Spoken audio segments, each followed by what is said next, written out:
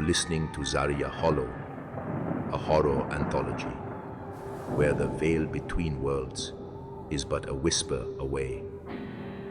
Stay tuned, for the terror is just beginning.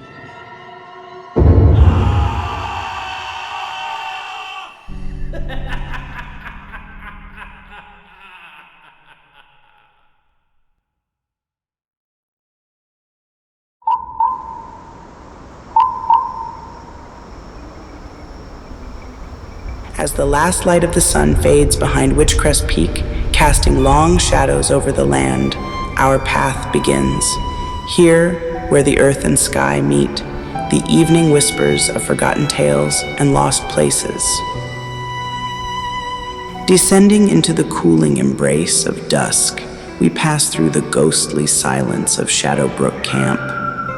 Once a bustling outpost, now it stands abandoned, its empty buildings and deserted streets echoing with the stories of yesteryears. A ghost town enveloped in the mysteries of twilight. With the twilight deepening, our path leads us to the grandeur that is Hendrickson Hall. Tread with me along this gravel path, under the watchful eyes of ancient trees, their branches silhouetted against the dimming sky. See there the imposing silhouette of the hall, its storied walls standing firm as the day gives way to night. As shadows blend with the fading light, the hall's secrets beckon, inviting us to discover what wonders lie beyond its weathered facade. At the very entrance, where the stone lion stands sentinel, hangs an aged sign that sways gently in the breeze. Zariya Hollow, it reads now, but time has worn away more than just the wood from which it's carved. Years ago, this place was known as Zariya's Hollow, named in a tender gesture for a beloved daughter whose spirit seemed to dance with the very wind that rustles through these leaves. The S that once graced its end has long since fallen, lost to the winds of countless storms, leaving behind a name that echoes through the overgrown paths like a whisper of its former self.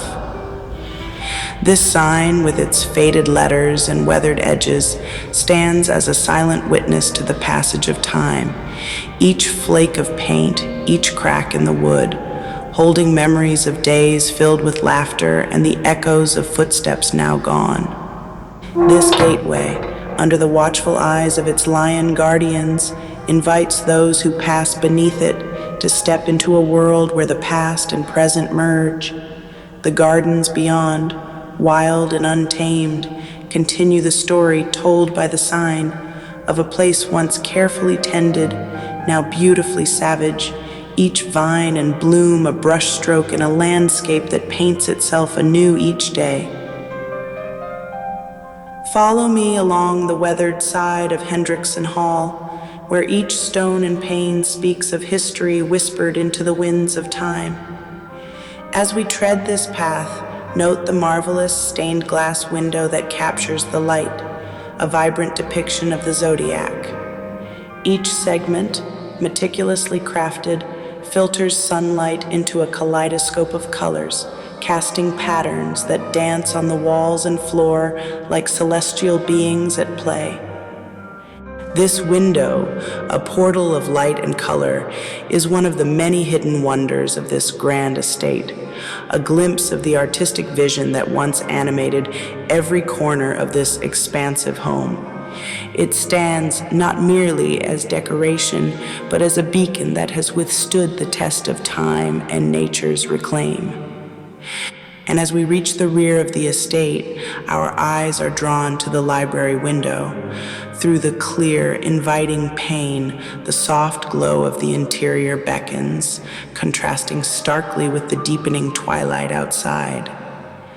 Now, within these walls filled with whispers of the past, let us pause and listen.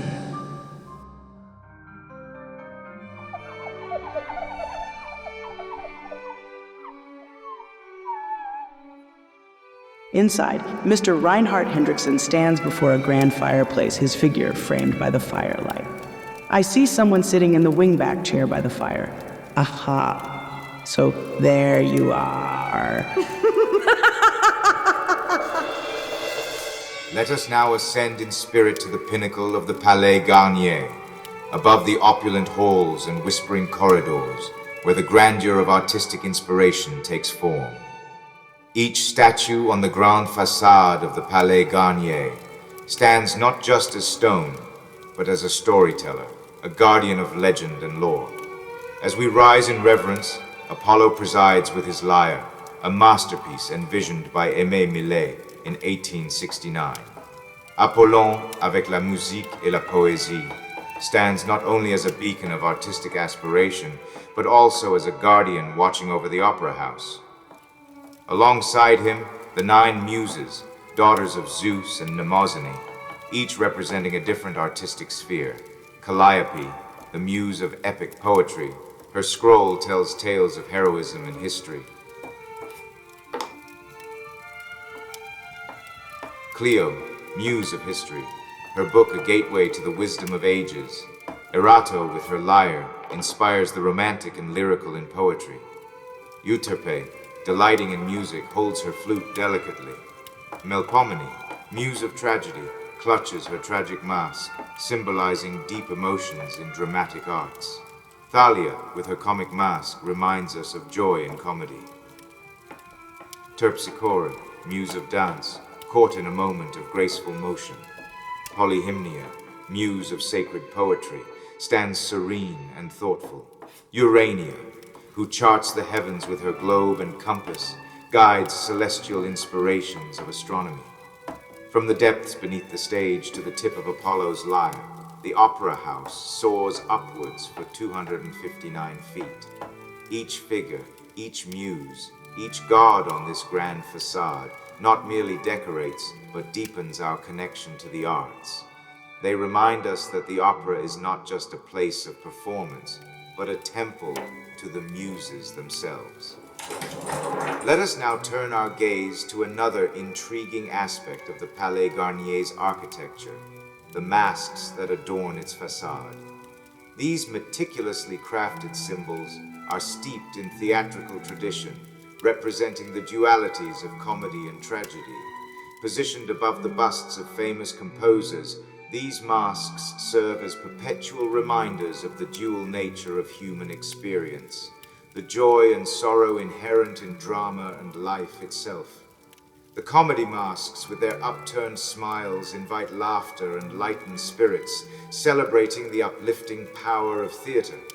Conversely, the tragedy masks, with their downturned brows and sorrowful eyes, evoke reflection and solemnity, reminding us of drama's cathartic power to touch our deepest sorrows.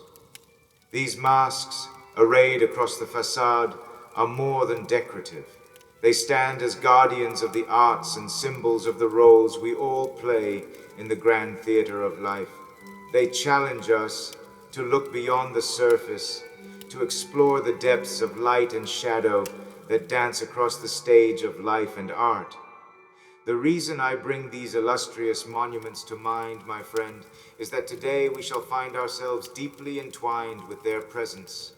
Recall, if you will, that not long ago within our tale, Raoul and Christine found themselves amidst a flight most desperate, fleeing from unseen dangers that lurked beneath the trapdoors of this very opera house. As we prepare to follow their harrowing journey, let these silent guardians of the Palais Garnier, Apollo and his muses, along with the dual masks of comedy and tragedy, serve as our constant companions.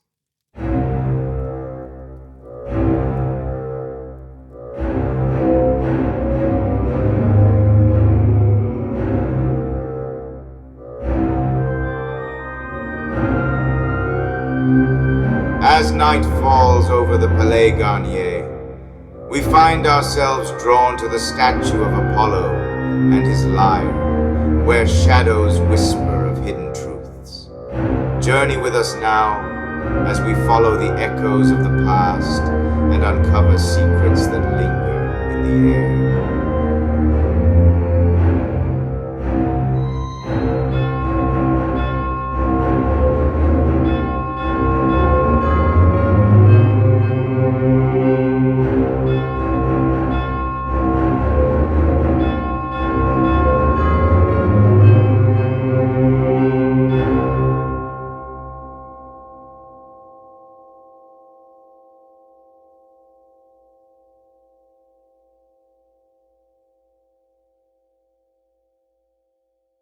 and soon they reached the roof.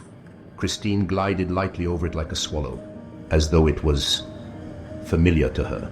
Their eyes swept the empty spaces between the three domes and the triangular pediment.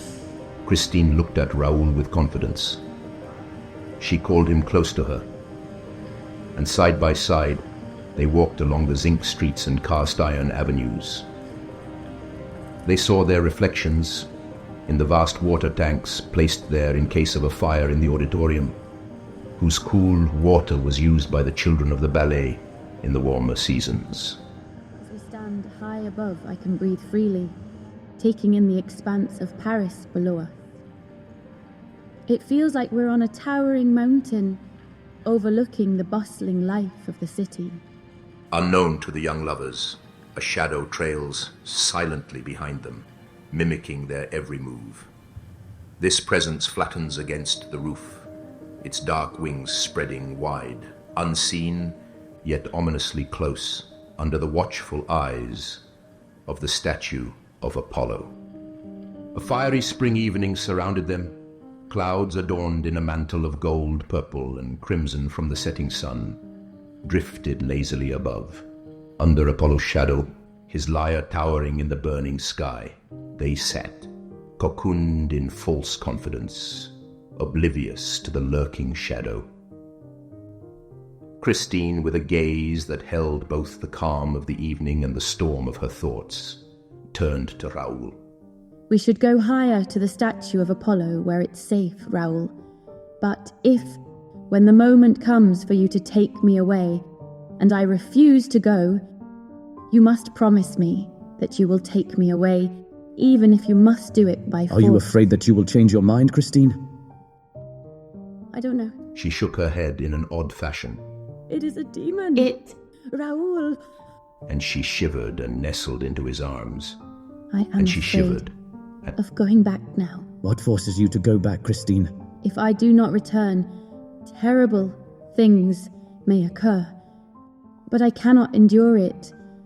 I cannot face it again.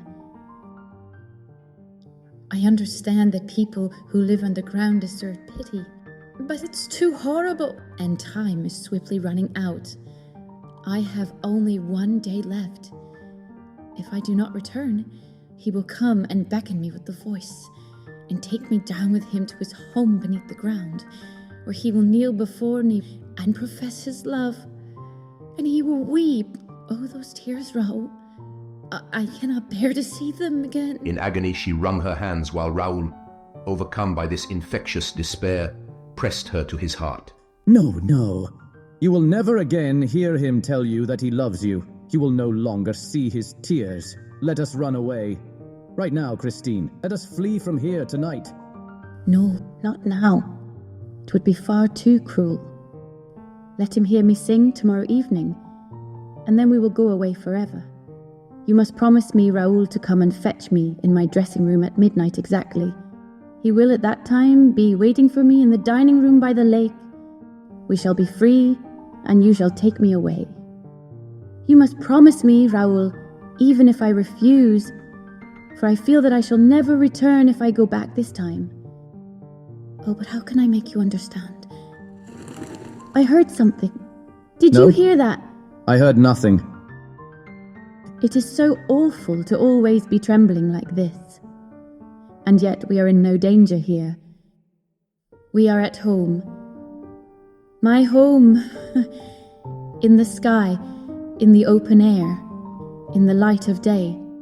The sun is ablaze, and night birds cannot bear to look at the sun. I have never seen it by the light of day. It must be horrible. Oh, the first time I saw it, I thought that he was going to die. Raoul was becoming truly alarmed at the tone this strange and foreboding confession was starting to take. Why did you think he was going to die? Because I saw it. There is someone in pain. Perhaps someone has been hurt. Did you hear that? I cannot say. Even when he's not near me, all I can hear is his sighs ringing in my ears. Still, if you heard something... They stood up and looked all around them. They were indeed quite alone on the vast roof. They sat back down, both sufficiently convinced. Tell me, how did you first come to see it? I had heard it for some time without seeing it. The first time I heard it, I believed, like you did, that this lovely voice, which had suddenly begun to sing next to me, must be singing in the dressing room adjacent to mine. I went out and searched everywhere for the source. But, as you know, Raoul, my dressing room is quite isolated. It was impossible to find the source of the voice outside my dressing room, where it remained singing. Not only did the effeminate voice sing, but she spoke to me and answered my questions like a real physical human's voice would. The only difference was that it was as beautiful as the voice of an angel. How does one explain such an incredible phenomenon? I never stopped thinking about the angel of music that my poor papa had promised to send me as soon as he died.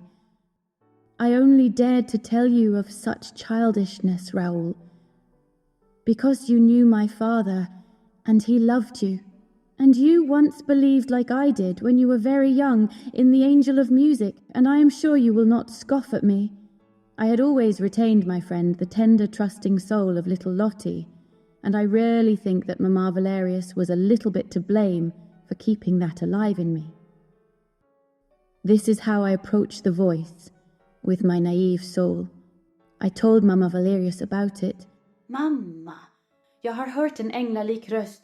And she at once said, It must be the angel, the genius of music. But if you are in any doubt, you could always ask it. And so I did. Är du ängeln som min förlovade? And the voice replied, Yes, Christine. I am the one you have been waiting for. I have descended to earth to teach you the joys of song and the power of music. Sing for me and be like an angel of song. Your voice, a melody from celestial realms. Let each note shine bright, a seraph's grace upon this mortal sky. From that moment on, a close relationship was established between the voice and myself, for I had absolute confidence in her. It even asked my permission to give me music lessons every day.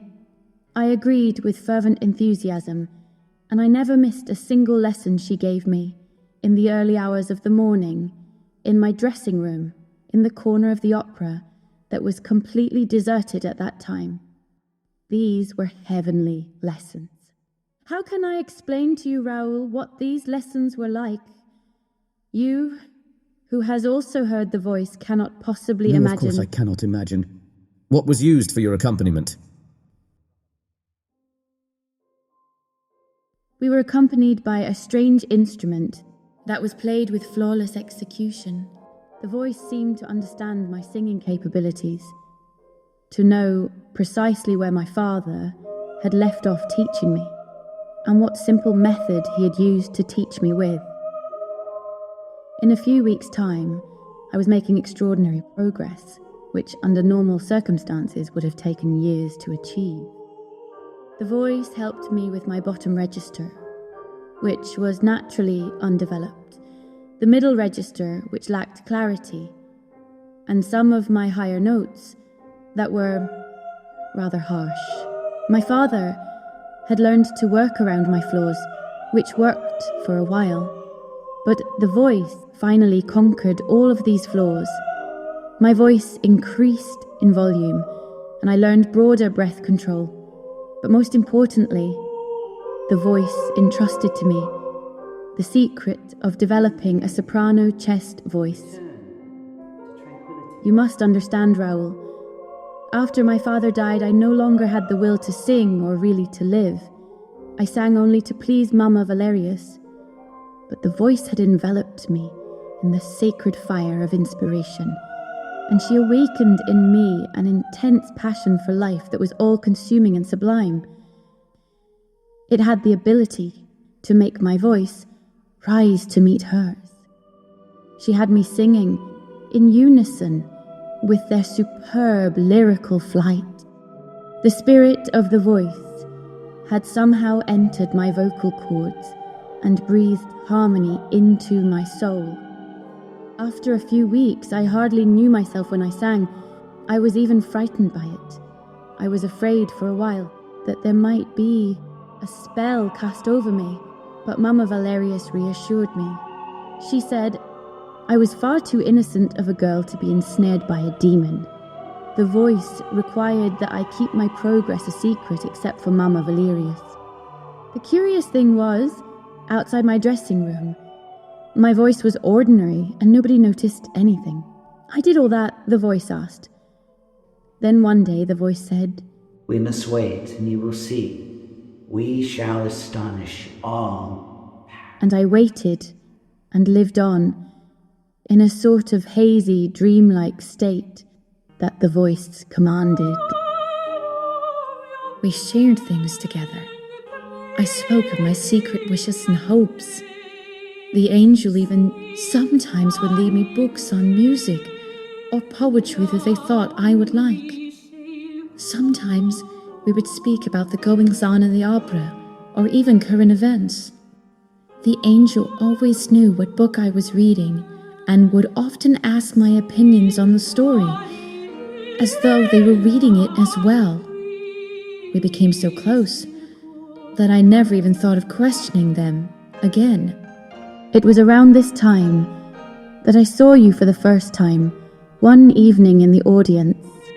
I was so filled with joy that I did not even think of hiding it when I returned to my dressing room.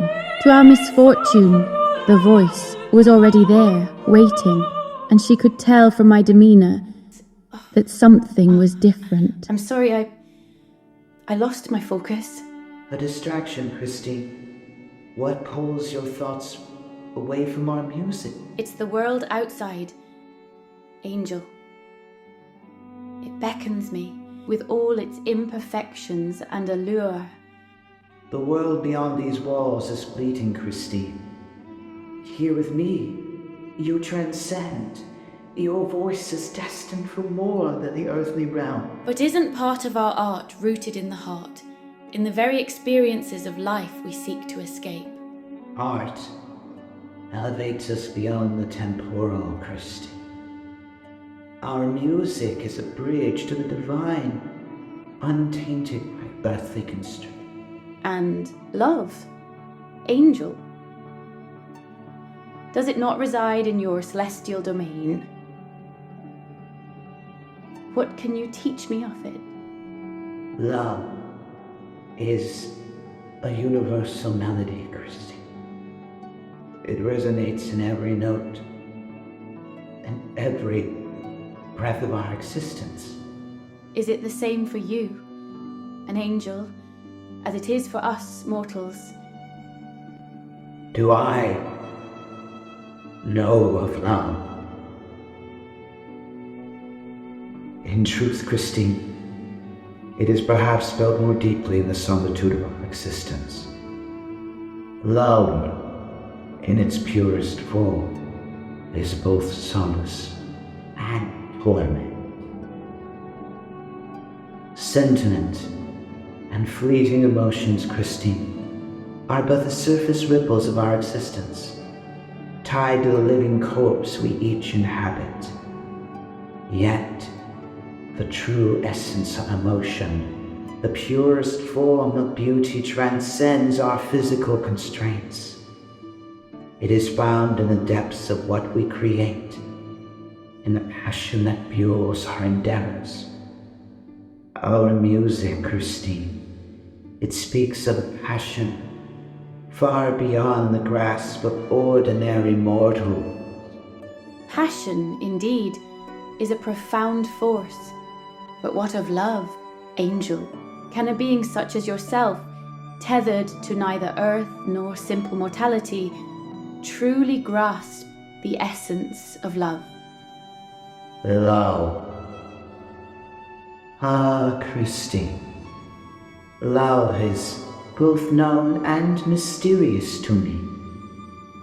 It vibrates through my being, in sync with the music we create. Indeed, I have engaged with the specter of love, felt its intense, engulfing flame. The spectre of love, Angel. It's a formidable force, isn't it? Spanning beyond the living to touch even the ethereal, binding everything in its path. Oh, Christine, my acquaintance with love is deep. It is intricately entwined with the music we bring to life, uniting our essences in a shared symphony. This bond between us, it is the pure embodiment of love, transcending the divide between your realm and mine. Please, Angel, this all weighs heavily upon me, clouding my thoughts with a tumult of emotion. Yet, you must sing, Christine. You don't mean... not tonight, surely. Madame Carlotta is playing Marguerite tonight. Tonight, your voice is destined to ascend, piercing the veil of heaven. Our love, embodied in your song, will resonate with a transcendent beauty, echoing through the hearts of all who listen. Such depth of feeling. Surely it renders the music even more poignant. Indeed, it is the wellspring of true artistry, Christine. Let us now return to our music. Let your voice embody our shared emotion.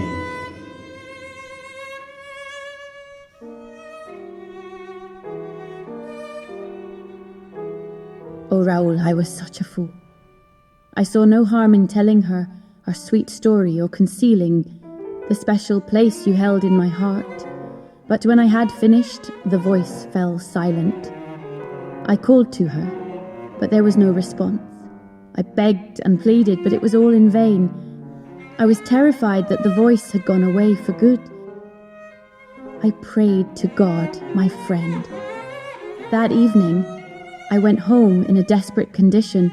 I threw my arms around Mama Valerius's neck. She was as frightened as I was and asked me for an explanation. I told her what had happened. It's just horrible. The voice has left, and I do not think it will ever come back again. By Jove, my dear, the voice is jealous.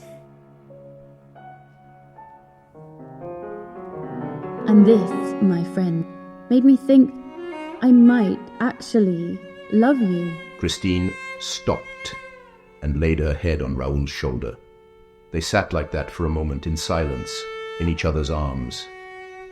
The embrace overwhelmed them with such emotion that they did not see nor feel the movement of the creeping shadow with two great black wings. A shadow that crawled along the roof so near that it could have, by closing in, suffocated them. The next day I went back to my dressing room lost in thought. The voice was there, and she spoke to me with great sadness and told me plainly, if you give your heart to someone on earth, there is nothing more for me to do than to return to heaven, Christine. Do not abandon your muse, for mortal feeling cannot even touch that music which is divine. Allow me to continue teaching you. Swear to me, forget the world, and embrace the music of heaven. And the voice said this with such an expression of human sorrow that I should have grown immediately suspicious and started to understand that I had been bizarrely victimized by my deluded senses. But my faith in the voice, with which the memory of my father was so closely intertwined, remained undisturbed. I feared nothing more than to never hear the voice again. I had reflected on the feelings that I had for you, and I realized the useless danger of it all. And I did not even know if you even remembered me. Whatever happened, your position in society forbade me from contemplating the possibility of an honorable union with you. I swore to the voice that you were no more than a brother to me, nor ever would you ever be anything else, and that my heart was empty of all earthly love. And that is why, my friend, when I was on stage or in the corridors, and you sought to attract my attention, I averted my eyes, and acted as if I didn't recognize you. Meanwhile, the hours during which the voice taught me were spent in a kind of divine delirium until at last, the voice said to me, "Go now, Christine Daae, and you can bring to mankind a little of the music of heaven." I don't know how it was that Carlotta did not come to the theatre that night, nor why I was called upon to sing in her stead. But I sang with a rapture I had never known before, and I felt for a moment as if my soul were leaving my body. Oh, Christine, my heart quivered that evening with every note you sang. I saw tears running down your pale cheeks, and I wept with you. How could you sing like that while crying? I felt myself fainting, and I closed my eyes. When I opened them, you were by my side. But the voice was there also, Raoul. I was afraid for you, so I pretended not to recognize you, and laughed off the memory of you retrieving my scarf from the sea. Yet, the voice saw through me. It was jealous, unmistakably so. You harbor affection for him, Christine. You wouldn't shun him if you didn't. To an old friend, you'd have shown warmth, not evasion. Your fear of being alone with him in my presence betrays your true feelings. You dismiss him, not as one would a mere acquaintance, but with a distance reserved for forbidden desires. Someone perhaps you are in love with. Enough of this torment. Tomorrow I will go to Perrault, to my father's grave. I shall ask Monsieur Raoul de Chagny to go with me. Do as you wish, Christine.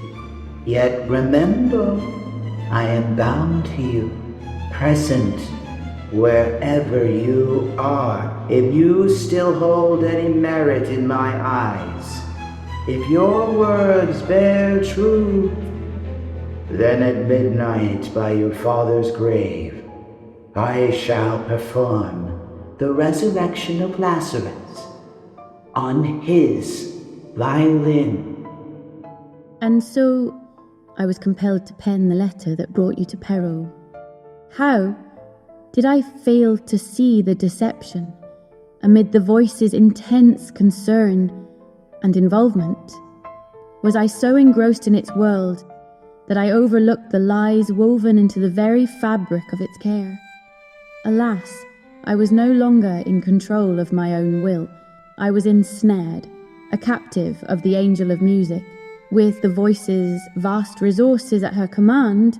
Deceiving me, a mere child, was all too easy. But after all, you soon came to know the truth. Why did you not, after finding out, immediately escape from this abominable nightmare? Know the truth, Raoul? Escape from this nightmare? When this all began, I was not unhappy. The nightmare all began after I found out the truth. But if... Oh, be silent. Be silent. I have not told you everything. And now that we are about to descend from heaven to earth, pity me, Raoul. Pity me. You remember the terrible evening when Madame Carlotta croaked like a toad on stage, when the house was plunged into darkness and the chandelier crashed to the floor. My first thought was for you and the voice, because you both occupied two equal halves of my heart. Where you were concerned, I was immediately relieved, for I had seen you in your brother's box, safe. But the voice, had told me they would be at the performance, and I feared for them as for any living person capable of dying. I thought to myself, my God, the chandelier may have crushed the voice. I nearly went running out into the house. It then occurred to me that if the voice was safe, she would already be in my dressing room. I rushed to my room, but the voice was not there. In my despair, I locked myself in my room, tearfully begging the voice that if she was still alive, to manifest and reveal herself to me. Gud, ljuskronan. Kära Gud, vad om hon skadades? Vad om hon är död? I sat down and drank some tea that had been prepared by Mama Valerius's housemaid, trying to calm myself down. The voice did not answer, yet suddenly I heard a very familiar, prolonged, sublime wail. It was the lament of Lazarus. When, at the sound of the Redeemer's voice, he began to open his eyes and see the light of day. It was the same music you heard at Perrault, only this time the voice began to sing the leading phrase. The music possessed me and made me forget the disaster, beckoning me forward.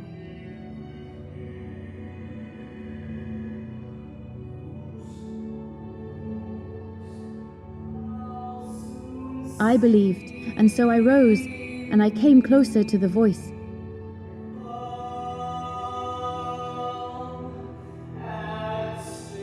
And an extraordinary thing happened. My dressing room seemed to elongate. It must have been an effect of the mirrors, for suddenly I was outside the room, without knowing how.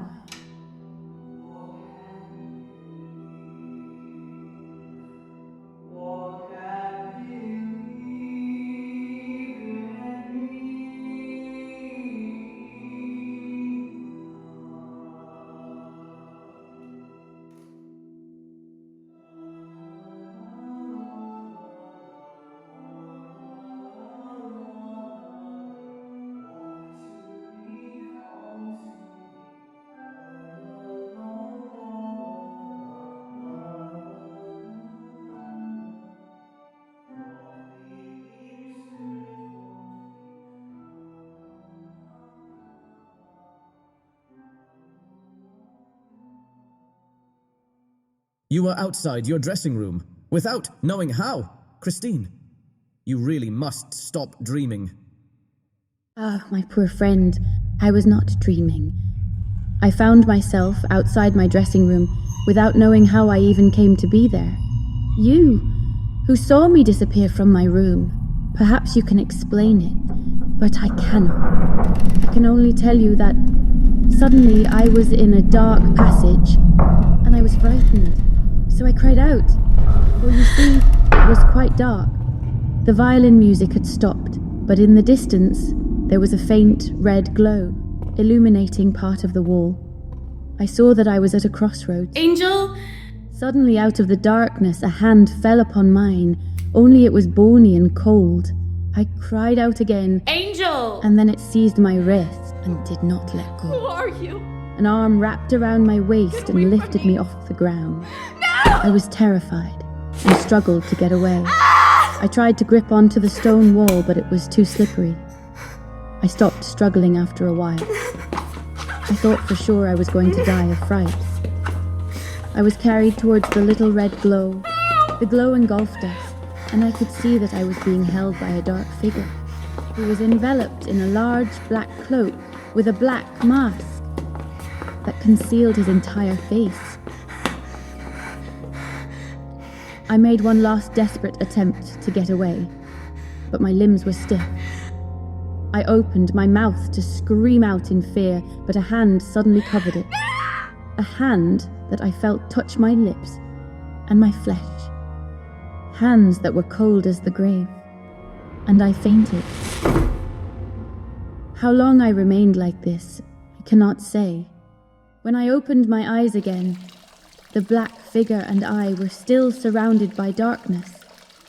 The red glow had followed us, and I saw that it was a lantern placed on the ground, which illuminated the spurting water of a fountain. My head was resting upon the knee of the man in the black cloak and mask. My silent companion, with great care, refreshed my temples with cool water. The gentle attention and delicacy to which was used seemed to be more horrible to endure than the brutality of the abduction itself. His hands, despite how gentle they were, still felt cold like death. I recoiled and tried to push them away, but I had no strength in me. Who are you? Where's the angel? The only answer was a sigh.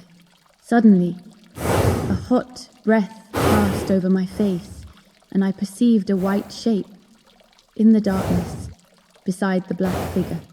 The black figure lifted me up and placed me on a white form. I was lying on a saddle, and I had recognized the white horse, César, from La Prophète, the same horse I had so often fed with treats. I remembered that one evening, a rumor had spread through the opera that César had disappeared, and that he had been stolen by the phantom of the opera. I believed in the voice, but had never believed in the phantom, and in that moment I started to wonder if I had been abducted by the phantom, and was now his prisoner. I made no movement and allowed César to lead me wherever his new dark master led us. A strange drowsiness came over me, subduing the anxiety and terror in which this journey into Hades had caused me. The black figure held me up on the horse, and I no longer tried to escape. A peculiar peace came over me, and I thought that I must be under the influence of some type of elixir, although I was still in full command of my senses. My eyes started to become used to the darkness. I was able to see glimmers of light, and that we were in a narrow circular gallery, which I suspected circled the entire opera, which is immense down below. I once ventured down into those cellars, but had stopped at the 3rd level, though there were still 2 more levels below, large enough to house a city. I didn't dare go down any further because figures suddenly appeared and made me run away. There are demons down there, black shadows standing in front of boilers, and they are wielding shovels and pitchforks to stoke the fires and stir up the flames. They will threaten you by suddenly opening the fiery mouths of their furnaces. While César was quietly carrying me on his back, I saw those same demons in the distance, looking quite small in front of the red fires of their furnace. They would come into sight, then disappear, and then come back into sight again. As we wound our way down through the underground galleries, then they disappeared completely. I could not tell you how long this bizarre journey took, only that I had some idea that we seemed to be turning, descending into a never-ending spiral, into the very heart of the Earth's abyss. Or was it my head spinning? Though I do not think so, for I was incredibly lucid. I started to wonder when we were going to stop, when César suddenly raised his nostrils, sniffed the air, and quickened his pace a little. I could feel the air was damp, and then César stopped, for the darkness had subsided. A bluish glow surrounded us. I looked around to see where we were. We were on the edge of a lake, whose glistening waters disappeared into the distance and off into the darkness. The blue light illuminated the shore enough that I could see a small boat tied to an iron ring. Think of the exceptional circumstance in which I arrived upon that shore. The souls of the dead could not have felt a greater sense of unease as they approached the river Styx, nor could Charon been more grim or silent then, the dark figure who lifted me into the boat and ferried me across the shore. Maybe the effects of the elixir had started to wear off, or maybe it was the crisp chill, for my drowsiness was fading. Sensation began to come back, and my terror quickly returned. My sinister companion must have realized this, for with a quick gesture he seized me and, with a whistle, dismissed César, who fled into the darkness of the galley. Then, the figure laid me down in the boat and jumped in aft. He untied it from its iron tether, seized the oars, and began to row with strong, forceful, swift strokes. The blazing eyes beneath the mask never stopped staring at me. I felt the weight of their motionless gaze as we glided silently across the water, illuminated by a glimmering bluish light. Then we were once again plunged into total darkness. The boat suddenly hit something hard. Then I once again felt arms lifting me up and carrying me. I had recovered enough strength to let out a scream, but my scream fell silent, for I was stunned by a sudden bright light, in the middle of which I had been set down. I leapt to my feet, for I found myself in the centre of a drawing room that seemed to be decorated with nothing but flowers. Flowers that were both magnificent and silly because of the silk ribbons that bound them to their baskets. These excessively fancy arrangements reminded me of the ones I used to find in my dressing room after every performance. In the centre of this Parisian atmosphere, the black figure in a mask stood with its arms crossed. And then it spoke. I assure you, Christine, you are in no danger. You are the voice, the angel of music? But she... Ah! My anger equaled my amazement, for I rushed at the mask and attempted to tear it off, for I wanted to know the face of the voice. You are in no danger, Christine, so long as you do not touch the mask. Then the voice took me gently by the wrist, made me sit down in a chair, and then knelt down before me and said nothing more. The humility of this gesture restored some of my courage. The light illuminated everything around me, which helped me to regain some sense of reality. However extraordinary this situation appeared, I now was surrounded by tangible, ordinary things that I could see and touch. The tapestries that hung on the walls, the furniture, the lamps, the vases, and even those flowers, I could almost tell you where they had come from and how much they had cost.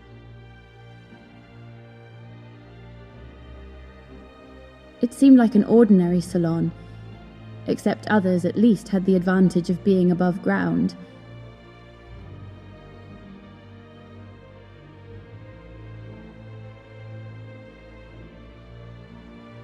Feared that I had fallen into the hands of some frightful eccentric who had mysteriously taken up residence in the cellars of the opera, like some do out of necessity. With the silent complicity of the administration, found a permanent refuge in the depths of this monstrous palace, in this modern Tower of Babel, where people scheme, where people sing in every language, and where love was expressed in every dialect. I gazed at the man now kneeling before me. The reality of it all came crashing down on me. I no longer thought about the horrible situation I found myself in. I did not bother to ask what would become of me, nor what strange, obscure, tyrannical purpose had led me to this salon, as if being locked up like a prisoner in a cell, or a slave girl in a harem. No, I told myself, that is what the voice says. A human man. And I started to cry. The man, still on his knees before me, must have understood the cause of my tears, for he said, It is true, Christine. I am not an angel, nor a genius, nor a phantom. I am simply Eric. What was that sound? Christine's story was interrupted, for the young couple seemed to hear an echo behind them. This time they both turned around and realized that night had fallen. Come on, Christine, it's getting dark. Let's find a safer place to continue our conversation. No, don't go. I want you to know everything. Only stay here with me, please. We're safe here. High above the ground. Far away from the trapdoors. But why here, Christine? I'm afraid you will catch cold out here. We have nothing to fear except the trapdoors, my friend. And he forbade me to see you outside the theater. This is not the time to upset him. We must not arouse his suspicions. Christine! Something tells me that we are wrong to wait till tomorrow evening, and that we ought to leave here at once. Listen to me. I am telling you that if he does not hear me sing tomorrow night, it will cause him infinite, mortal pain. It would be difficult to flee from him forever and not cause Eric any pain. You are correct, Raoul. As a result of my fleeing, he will surely die of grief. But the stakes are equal, for we risk him killing us as well. Does he love you so much? He would commit a crime for me. But since Eric is not a phantom or an angel, one can find out where he lives, locate it, and we can go and talk to him and even force him to answer.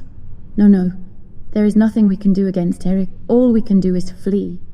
Then why, when you were able to flee from him, did you go back to him, Christine? Because I had to. And you will understand when I tell you how I was able to leave his house. Oh, I hate him so much. Tell me, Christine, do you hate him too? No. No, of course not. Why even pretend to explain? You clearly love him. Your fear, your terror, all of this is a sign of love, and the most exquisite kind. The sort of love one does not even confess to themselves. The kind of love that, when you think about it, sends shivers down your spine. Just think about it. A man who dwells in an underground palace cloaked in secrecy and darkness. It's that forbidden seduction, that mystery which captivates you, Christine. And he leered at the girl. Do you actually want me to go back there? Listen closely, Raoul. I've warned you before. If I ever venture back into that shadowed realm, I won't come back. There was a frightful silence between the three of them, the two who spoke, and the shadow that listened behind them. Before I answer you, I should like to know then what feelings he inspires in you, since you do not hate him. With horror. That is the terrible thing about it. He fills me with horror. And yet, I do not hate him. How can I hate him, Raoul? To see Eric at my feet, in the house on the lake. He accuses himself, he curses himself, he begs my forgiveness. He admits to deceiving me, pouring out declarations of love, prostrating himself in a display of immense yet tragic affection. He abducted me out of love, confined me in his subterranean world, out of love. Yet, amidst it all, he professes respect, grovelling, moaning, weeping at my very feet. Je suis coupable. I have woven a web of deceit around you, Christine. Sacre Dieu, can you ever forgive such a wretch as I? An imbecile, a fool, a veritable god. I bow before you, my soul laid bare. Pardonnez-moi, for I am as benighted as one can be, as stupid as my feet that tread this cursed path. My darling, my heart's plea. Forgive this wretched man. My love for you, though tainted by madness, burns with a feverish intensity. Je t'adore beyond reason. Yes, it was I who, in a fit of love's insanity, spirited you away to my subterranean world. Such acts, born of a love so fierce, may seem monstrous, yet they were done with no malice. Pardonnez-moi, for my heart knew no other way. Foolish I am! An idiot! An idiot in love's cruel game. Mercy, par pitié, I beseech you. This foolish man, mercy, I beseech you for mercy on this foolish man, whose love and respect for you eclipses all else. My deeds, though grievous, were all but the misguided attempts to cherish you and hold close the one who haunts my dearest memories. Manipulating them for a chance and a love I scarcely deserve. Know this, Christine. My love for you is the very essence of my being, greater than life itself. So soyez vraiment désolé. My soul is racked with sorrow. Please, do not hold me contempt. Forgive. I stood up and looked down at him. I will only despise you if you do not immediately. Give me back my freedom. But he rose to his feet as well, and I realized how tall he was for the first time. I told myself that he was not a phantom, nor an angel, nor a genius. He was still the voice, though, for she sang to me, and I stayed, and I listened. That evening, not another word was exchanged between us. He took up the harp and began to sing to me with his own voice, the voice of a human. Then the voice of the angel began to sing to me the romance of Desdemona. Hearing him sing those notes made me feel ashamed of having sung it myself once. Music has a certain quality that makes you forget the world outside, apart from the sounds that strike a chord in your heart. And just like that, my crazy adventure was forgotten. The voice had a kind of power over me, and I followed willingly. I was intoxicated as though I had become part of Orpheus's flock. The voice took hold of my emotions and played with them like that of a masterful musician plucking the strings of a harp. She guided me through both pain and joy, down the path of martyrdom and on to despair, through rapturous elation, the triumphant nuptial bonds, and death.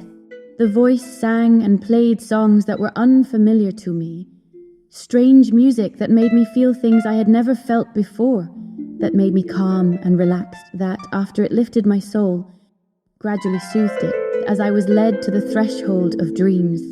That is when I fell asleep. When I woke up, I was alone, having no idea how long I had been asleep. I looked around and saw that I was lying on a chaise in a small, modest room, furnished with an ordinary mahogany bed. The walls were all lined with toiles de jouy, and the room was lit by a lamp sitting on the marble top of an old Louis Philippe dresser. Where am I? I passed my hand over my forehead as if to drive away a bad dream. I soon realized that I was not dreaming. I was a prisoner. I ran around the room looking for a way out, but all I could find were two doors, one of which was hermetically sealed, and the other opened onto the most comfortable bathroom. I found that it had both hot and cold water at will. When I returned to my chamber, I noticed lying on my dresser was a note written in red ink, which gave a sufficient explanation about my grim situation and the reality of these events. My dear Christine, you can rest assured your fate is secure. You have no better nor more respectful friend in the world than myself. At present, you are alone in this house that belongs to you. I have gone out to some stores to bring you back any linens you may need. I felt sure that I had fallen into the hands of a madman. I once again ran around my small apartment, frantically looking for a way to escape. I bitterly accused myself, for it was my stupid superstitions and childish naivety That left me gullible enough to welcome, through the walls of my dressing room, the voice of the angel of music. And when one is as foolish as I, they should expect the most unbelievable disasters could befall them. And I had fully deserved them all. I felt the urge to strike myself for being so foolish, and I began to laugh and cry all at the same time. It was this state of mind in which Eric found me in upon his return. His arms were full of boxes and parcels, which he leisurely placed on the bed, while I hurled insults at him. Fripon! Pourquoi cachez-vous votre visage avec un masque? Faquin, êtes-vous folle? Combien de temps prévoyez-vous de me garder enfermé sous terre, faux ange?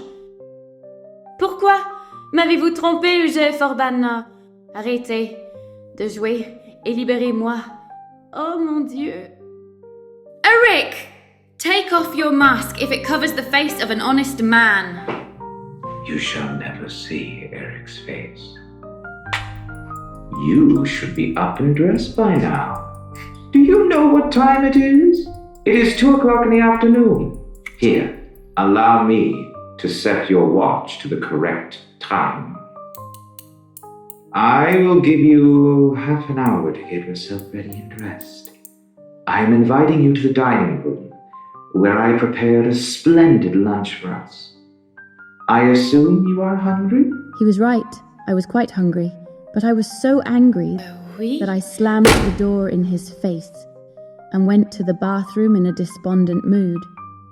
I only took a bath after locating and placing beside me a rather large pair of scissors, which I was determined to take my own life with.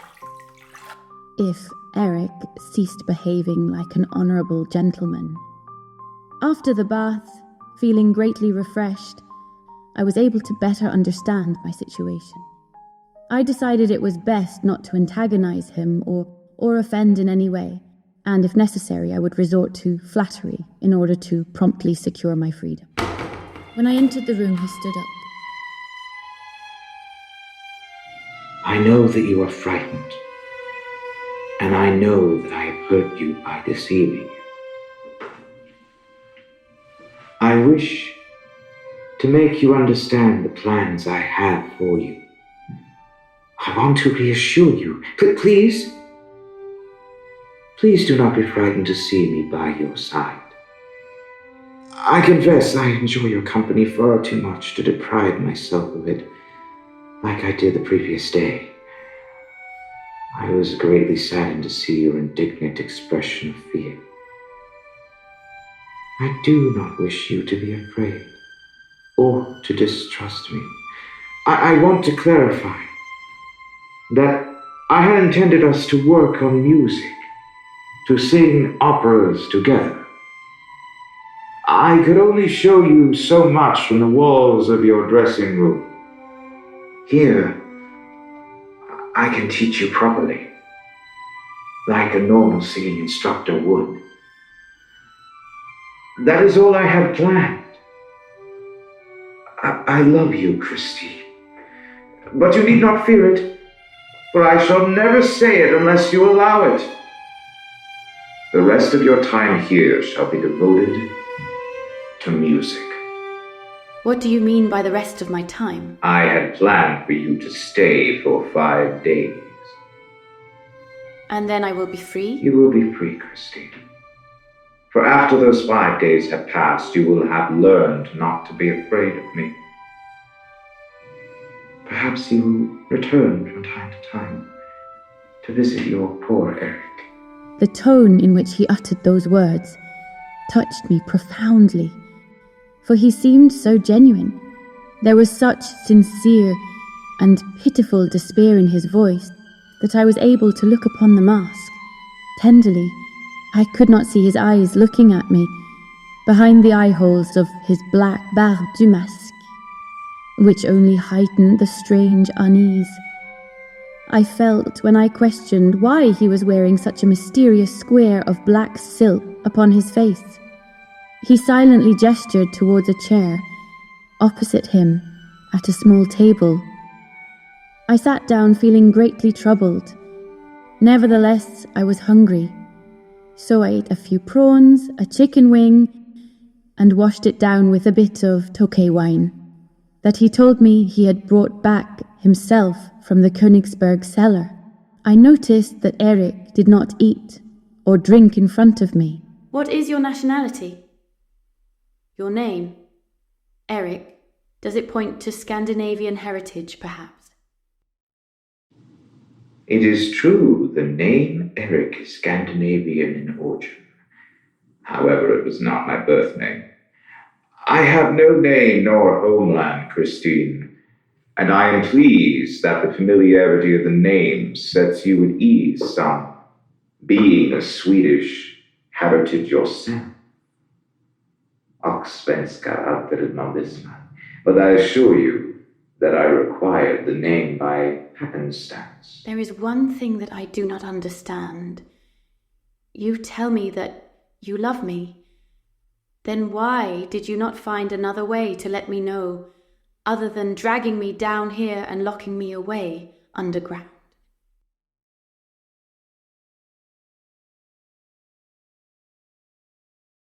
Very difficult to inspire love in a tomb.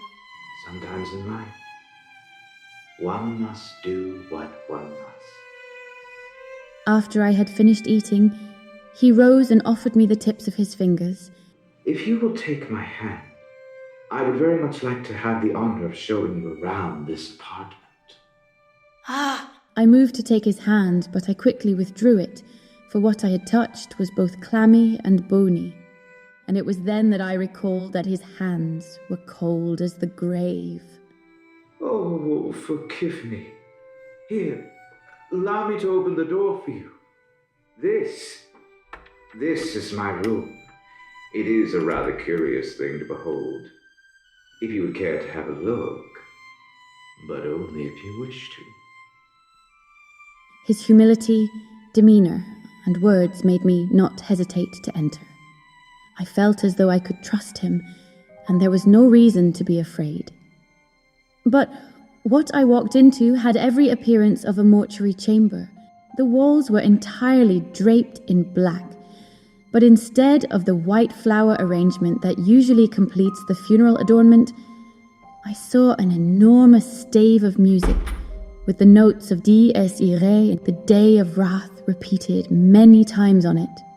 In the middle of this chamber, there stood a canopy with red brocade curtains, and beneath this canopy there was an open coffin.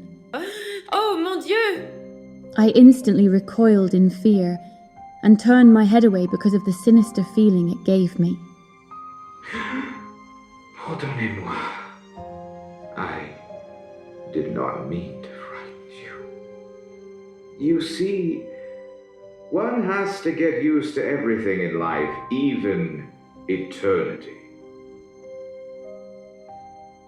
That is where I sleep. It keeps me reminded of the dreamless sleep that cures all ills. And when Grandma Fachus and La Camarade dance their final macabre dance, when the time finally comes, no one will mourn me. I would. You would mourn me, Christine. Yes, I would. Here, may I show you the grand pipe organ? Over there. See, it fills up the whole wall. I had to bring every pipe down by hand. My gaze was drawn to a music stand where a manuscript lay open, covered in red notes. Do you compose? From time to time. May I take a look at the manuscript? If you wish. Don Juan, triumphant? The same Don Juan composed by Mozart? Not exactly the same.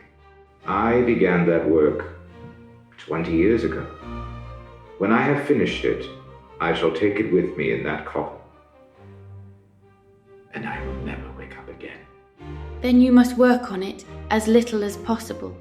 I sometimes work at it for 14 days and nights altogether, during which I live on nothing but music. And then I rest for years at a time. Will you play me something from your Don Juan Triumphant? I'm afraid you have asked me the one thing I cannot do. Please, never ask me that again.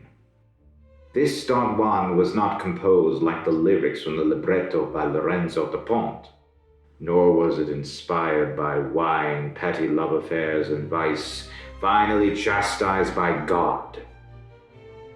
I can play you Mozart's if you like, which will only make your beautiful tears flow and inspire pious reflections.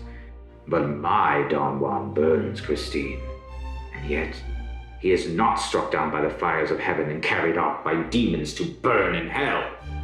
But surely sin, especially ones as grave as Don Juan's, must be punished by the heavens. Ah, Christine, is it truly sin if driven by an unquenchable passion? The world's greatest tragedies and tales of love were born from such fervor. Sin, you say? Perhaps. Or maybe it's the unspoken plea of a tormented soul yearning for a connection, for understanding, for love. Should heaven strike down every heart that beats too fiercely, too wildly? Let us not dwell on the shadows of right or wrong for now. Music awaits, pure and untainted by mortal judgments.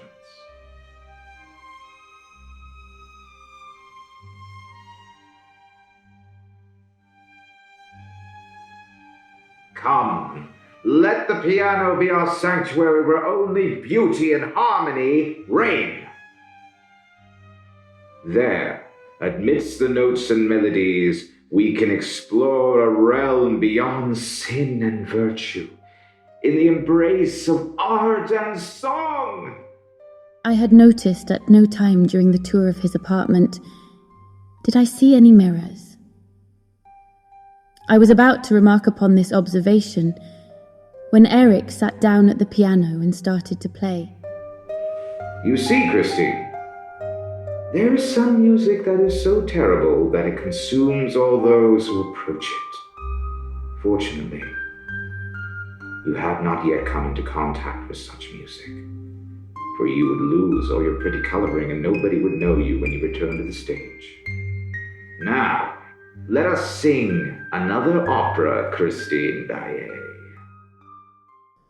It was strange, but it seemed as though he spoke these last words as if he were flinging an insult at me. I had no time to think about the meaning behind his words, for he had opened another manuscript. I saw that the title was Othello. I soon realized we would be singing one of his own compositions. I stood in the shadow-filled room, sheet music in hand, feeling the chilling air mingle with my own rising nerves. Eric, shrouded in the dim light, handed me the score, his voice laced with a cryptic blend of regret and pride. The libretto remains incomplete, he said, his words hanging between us like a veiled secret. I nodded, taking this not just as a vocal exercise, but as an unspoken challenge laid out by him. Drawing a deep breath, I began to sing, the aria for Desdemona, each note floating in the space around us, full of emotion. Eric's presence was intense and commanding, yet he offered subtle, precise gestures that directed my voice, sculpting the sounds into the haunting melody he envisioned.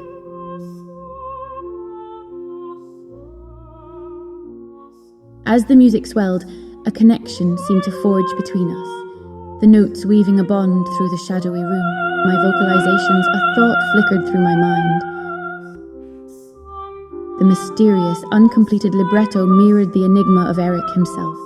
The mask he wore was like the missing words, shielding, concealing.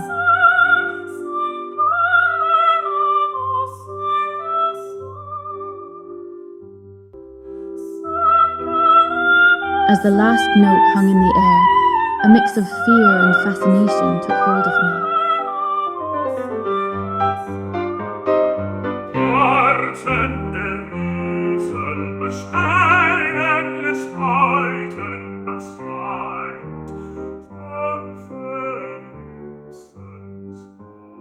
The music had drawn me closer to him than ever before, and in that closeness I found an unexpected bravery stirring within. We began singing the duet, and suddenly I could feel a strange shift in the air. I sang with great terror and despair, extreme emotions, the likes of which I had never achieved before. Being in such close proximity to such a singing partner did not overwhelm me, but instead inspired me with magnificent terror. The events to which I had so strangely fallen victim to now seemed to inspire me, and I had clarity and insight to the inspiration behind written verses. Despite sight reading the music, I found myself caught up in the intensity of the performance, and I found a new resonance that seemed to greatly please the composer. His voice was thunderous and frightening. His vengeful soul permeated every note, and it started to increase its power greatly. The black mask Eric wore seemed to resemble the natural mask of the Moor of Venice.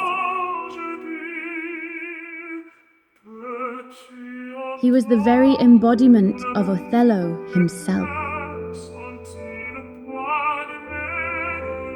There was no distinction between the singer and the character. They were one in perfect harmony.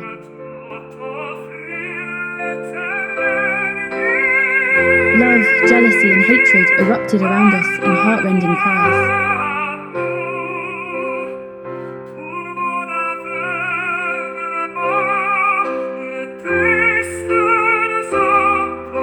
Like Desdemona, I felt as though he was going to strike me, that I might collapse under his blows. And yet I made no effort to flee from him, to avoid his fury like timid Desdemona had done.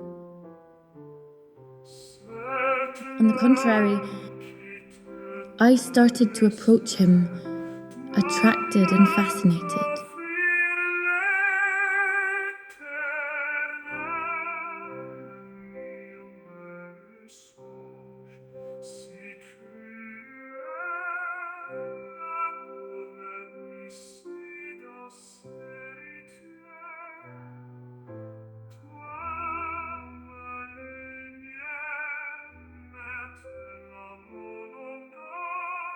At the very centre of all this passion, death became alluring, but before I was to die, I wanted to know one thing, to take the sublime image with me in my last glance with a kiss, before I had to go to my grave. These unknown features that must have been transfigured by the fire of the eternal art. I wanted to see the face of the voice that had inspired such genius. Instinctively, with a force I could not control, for I no longer possessed myself, my quick fingers tore off the mask.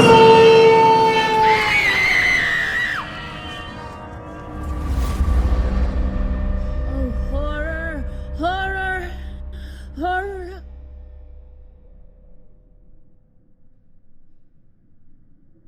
Christine stopped.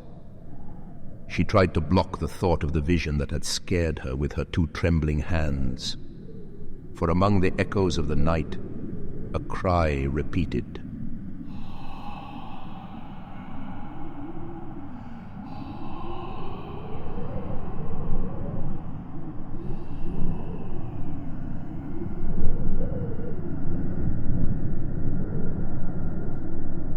Raoul and Christine, clasping each other closely, united by the terror of the story she told, they both raised their eyes to the stars that shone in a clear and peaceful sky.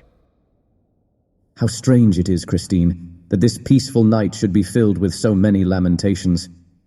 It is almost as if it was crying with us. When you know the secret, your ear is like mine, will be full of lamentations. She took Raoul's protective hands in hers, and with a long shiver she continued.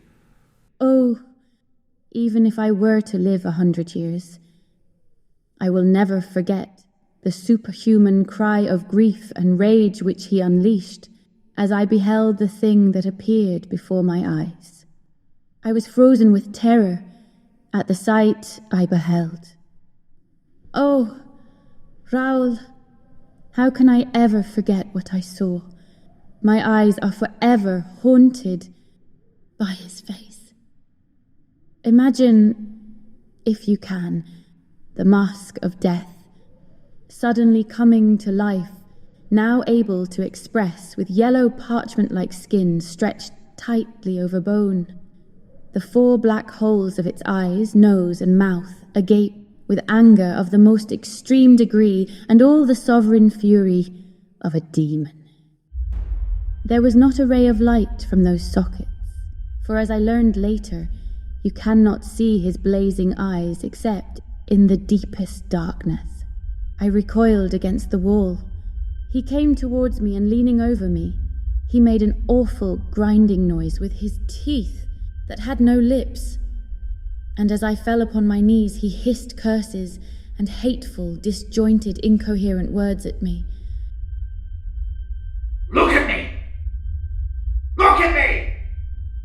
Don't turn around, look at me! Well, you wanted to see it? Go on then! Have a good long look. Come on then.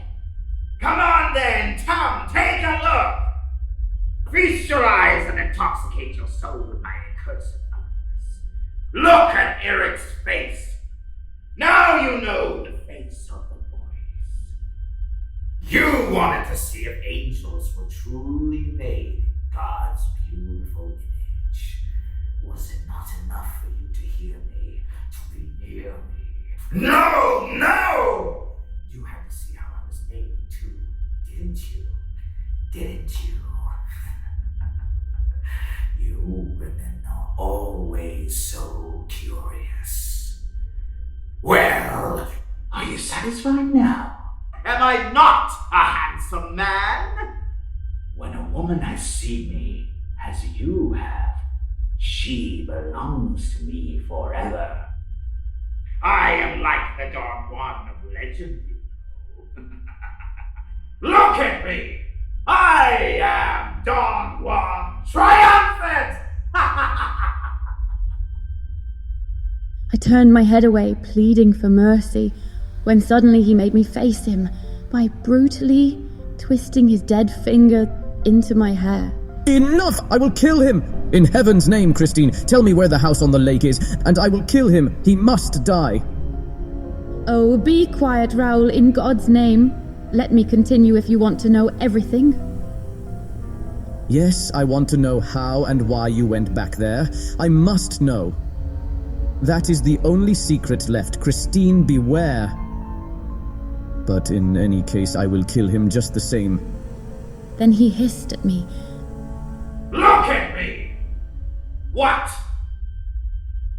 Am I frightening you? Perhaps you think I am wearing another mask, eh? Well then! Well, why not tear it off as you did the first one? Come, try it again. I insist! And if you cannot do it, I will lend you my hands and then we both can tear it off together. This second terrible mask! Try! I have tried. I was curled up at his feet, trembling, when he suddenly seized my hands and dug my fingers into that horror of a face. With my nails, he tore his flesh, his horrible, dead flesh. Learn and know. Understand that I am entirely built up of death from head to toe, and that it is a ghost that loves you, a ghost that adores you, and will never, ever leave you. I will haunt you, Christine. Are you satisfied, Christine? I am a quite handsome fellow, huh? I will have a larger coffin made, for when our time comes and our love story has come to an end. I am not laughing now, am I? No. I am weeping. who tore off my mask and who will never leave me again! As long as you thought I was handsome, Christine, you would have come back to me. I know you would have come back. And now that you know how hideous I am, you will run away for good. So I shall have to keep you here with me. Oh, why did you want to see me? Oh, mad Christine! But my own father never looked upon me, and my mother was not to have to see me. Tearfully gave me a gift of my first mask. Oh, Christine. Oh, Christine. How can I gaze into your eyes now when you have seen my shame? He finally released me and started crawling across the floor, making terrible noises. And then he crawled away like a reptile.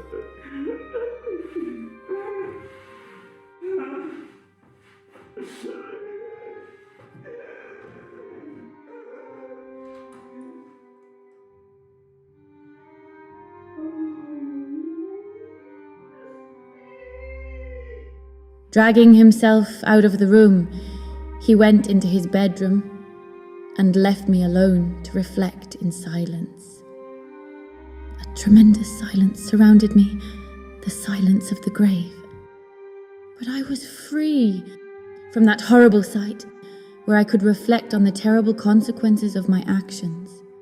I had been sufficiently informed by the monster's last words that I was now his prisoner. He had repeatedly told me I was in no danger, so long as I did not touch the mask.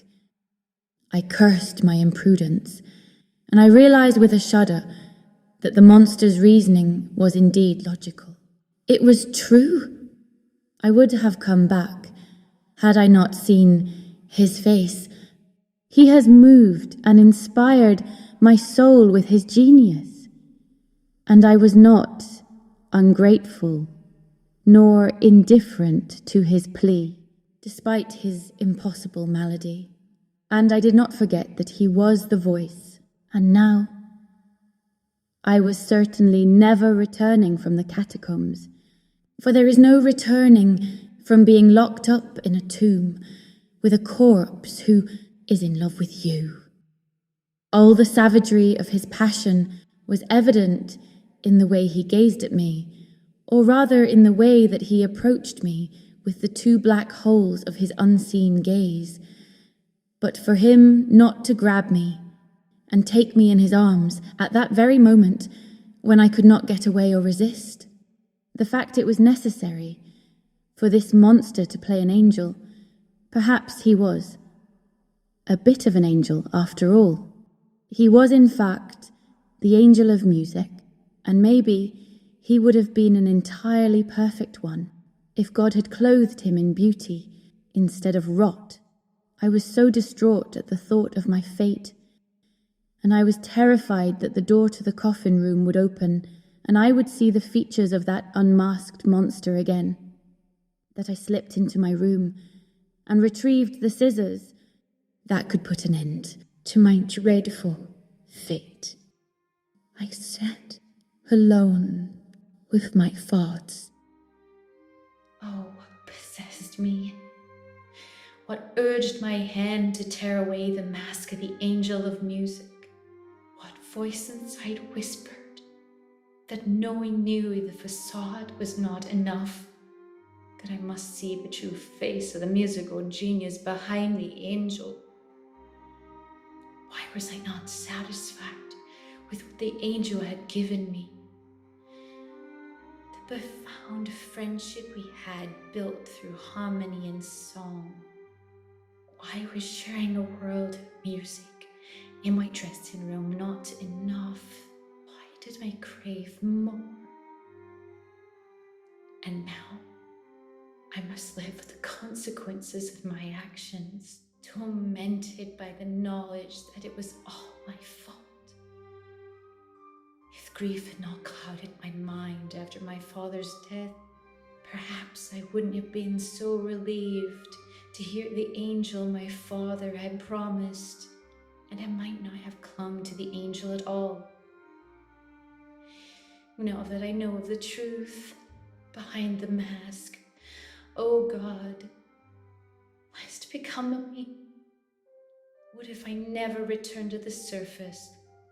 And poor Madame Valerius, she must be so worried by now. Why did she fuel my imagination with tales of the angel of music? At the time, I wanted nothing more than to end my life so I could be with my father again and sing in heaven. But I couldn't do it. Instead, I lived in a state of utter melancholy, half present, as if sleepwalking through life. Isn't it fitting the angel of music is built top of death, yet she did restore my life? By all accounts, I was doing better. Even Mama Valerius noticed. The light had returned to my eyes, and the shadow of grief seemed to have lifted. I doing always crave more. Sometimes, I wish I could live within my own reflection in another world, far from pain and sorrow, a world where I could sing forever. I grow so tired of life here. I wish you could take me away, Angel. I wish you could take me away to a place where we could just sing and not worry about anything. Where sorrow and pain doesn't exist. Where there's only music. I wish. My dear one, that world you dream of, where sorrow fades and only beauty remains, it exists. Close your eyes, listen to my voice, and I will guide you there. In the depths of the music we share, you can find that escape, that peace you long for. Trust in me, Christine, and when the time comes, I will show you the way to a place where the music never ends. Christine, are you okay? Christine, can you hear me? Yes, I'm sorry I got lost for a second. What was I saying? You had just retrieved the scissors. Yes. I had just retrieved the scissors. When suddenly, I heard the sound of the organ. And then I began to understand Eric's tone regarding his Don Juan. What I now heard was like nothing I had ever heard before, and was very different from anything I had heard up to that point. Or what I heard, I thought, must be from his Don Juan triumphant. For I had little doubt that he had rushed to his masterpiece in order to forget the horror of the moment. At first, his Don Juan triumphant seemed like one prolonged, frightful and magnificent lament, filled with all his accursed misery. The image of the manuscript, covered in red notes, entered my mind, and I easily could imagine that this music had been written in blood. But little by little, the music expressed every emotion, every suffering of which mankind is capable. It led me through every detail of martyrdom, and then I fell into the deep recesses of the bottomless pit, an abyss inhabited by a hideous man.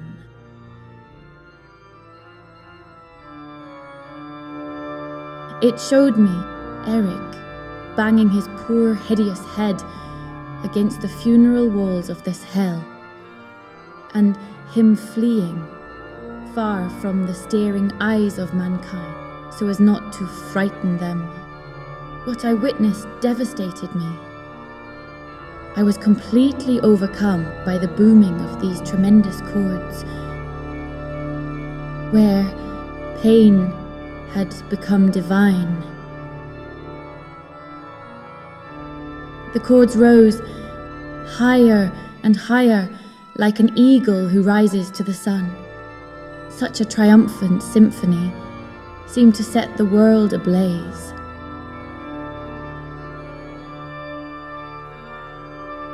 I realized that his work was finally completed, and that hideousness, soaring on the wings of love, had dared to look beauty in the face.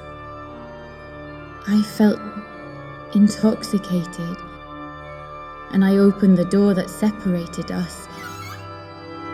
Eric kept playing as I entered. I walked over to him and put my hand on his shoulder.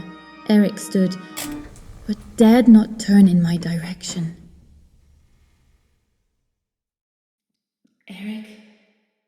Eric, I am not afraid.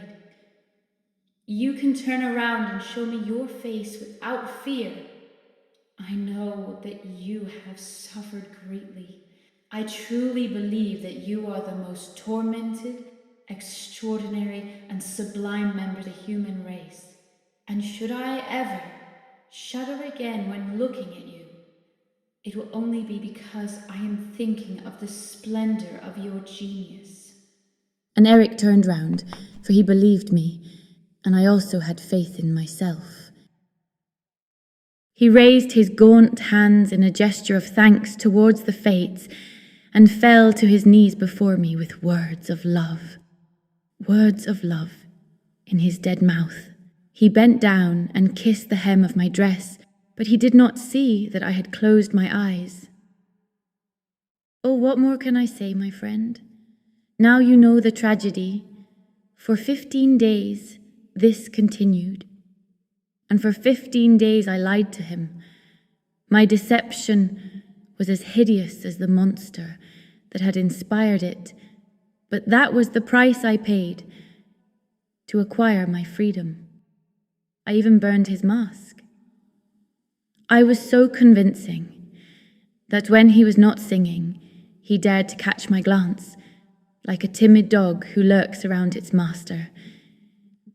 He was like a faithful slave around me, and surrounded me with endless care and attention. You say that you were there for 15 days, Christine, but certainly more happened than what you have told me. Yes, I will tell you more if you wish. The next day, I woke up to hunger gnawing at me, an unmistakable reminder of physical needs in the secluded underground world. I hesitantly left the confines of the room Eric had provided for me, and I found that Eric had left. In his absence, he had thoughtfully left a simple, cold luncheon spread out on a small table. A meal designed not to spoil, suited to the uncertain timing of our interactions. Beside the plate lay a book of poetry by Christina Rossetti, its pages marked, asking me to read it. With a mixture of curiosity and relief, I approached the meal, grateful for the sustenance and the quiet moment to reflect. As I ate, my eyes were drawn to the open book, to the poem Echo, which seems to resonate with the very walls of this hidden place. The lines speak softly to me. Come to me in the silence of the night. Come in the speaking silence of a dream. It feels as if Rossetti's words bridge the distance between Eric's mysterious presence and my own solitude. Finishing my meal, I take the book in my hands, turning it over and absorbing the weight of the words. The poem continued to paint a portrait of longing and memory that mirrors my own tangled feelings. Pulse for pulse, breath for breath. Speak low, lean low, as long ago, my love, how long ago? Each verse seems to pull at the threads of my heart, intertwining Eric's unseen thoughts with my silent questions about our enigmatic bond. I linger over the poem, feeling a connection to Eric through Rossetti's words. A connection that transcends the peculiar and often unsettling circumstances of our acquaintance. It's in these moments, with the soft echo of the underground lake lapping gently in the distance, that I find a strange comfort in the poetry, a solace in the rhythm and flow of the lines that somehow make this shadowy existence feel a bit more bearable. Resting back in my chair, the book still open on my lap, I let my thoughts drift, pondering the layers of meaning in each stanza. Eric's choice of poem doesn't feel arbitrary. It feels like a message, a quiet communication from his world to mine. After reflecting on Eric's chosen poem, I feel a deep need to respond, to communicate through the same silent, poetic language. It feels like a delicate dance, one that requires thoughtful steps. Pushing back from the luncheon table, I make my way towards Eric's library. This room, rich with the scent of leather and old paper, feels like the heart of his secluded world. It's here among these shelves filled with the collective breaths of many long-gone poets and writers that I seek my own voice to reply. As I walk around the room, my fingers brush against the spines of countless tomes, each carrying echoes of thoughts and emotions expressed across centuries. I'm searching not just for any poem, but for one that mirrors the turmoil and transformation stirring within me. Finally, my gaze settles on a collection of poems by Lord Alfred Tennyson, and I pull it from the shelf, feeling the weight of its wisdom. Turning the pages, I find The Lady of Shalott. This poem speaks of isolation and longing, of a woman caught in a spell, observing life through shadows and reflections until love beckons her to break free, regardless of the consequences. The lines resonate deeply with my current state, trapped between the world above and the life here with Eric, drawn irresistibly towards something I barely understand. I read quietly to myself.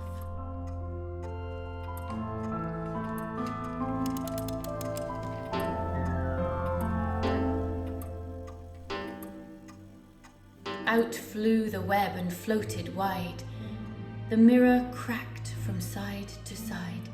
"The curse is come upon me," cried the Lady of Shalott. This stanza, where the lady, who lives in an isolated castle in the middle of a river, whose only window to the outside world was to view the reflection through her mirror, who upon seeing the reflection of the fair Lancelot, decides to face the real world.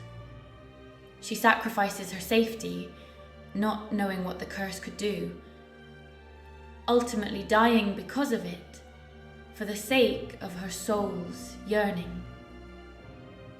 This ballad is similar to my own situation. I left the book open to this page in the library, positioned so Eric could easily find it, as an invitation to continue our exchange. This poem, about cursed isolation transformed by a brave confrontation of reality, is my way of reaching out to him, showing him that I too am caught in a web of emotion and consequence. Returning to my room, the words of Tennyson echo in my mind, intertwining with the melodies that Eric and I have shared. This act of choosing and leaving a poem feels like a verse in a larger composition we are writing together, a dialogue in poetry that is slowly drawing us out of our own personal shadows into a shared, albeit uncertain, light. The next morning dawns with the usual hush of the hidden depths, the silence only punctuated by the distant, melancholic notes that sometimes drift from Eric's organ. Last night's exchange, the open pages of Tennyson still vivid in my mind, leaves a residue of anticipation, as I awaken. Today, I'm not a captive of this underground realm, but an active participant in a dialogue that spans the breadth of human emotion, conveyed through the poetry we share. After a restless night, I rise early, driven by a need to see if Eric has responded in our ongoing poetic conversation. The air feels cooler today, the usual dampness of the underground mingled with what seems like a breath of expectation. I dress quietly and make my way back to the library, the heart of our exchanges. As I enter the library, I'm greeted by the familiar scent of aged paper and the slight, musty smell that never quite leaves the books. My eyes immediately search for the spot where I left The Lady of Shallow, my heart beating a little faster. There, on the same stand where I placed Tennyson, lies another volume, deliberately positioned to catch my attention. It's a collection of poems by William Butler Yeats, open to The Cloths of Heaven.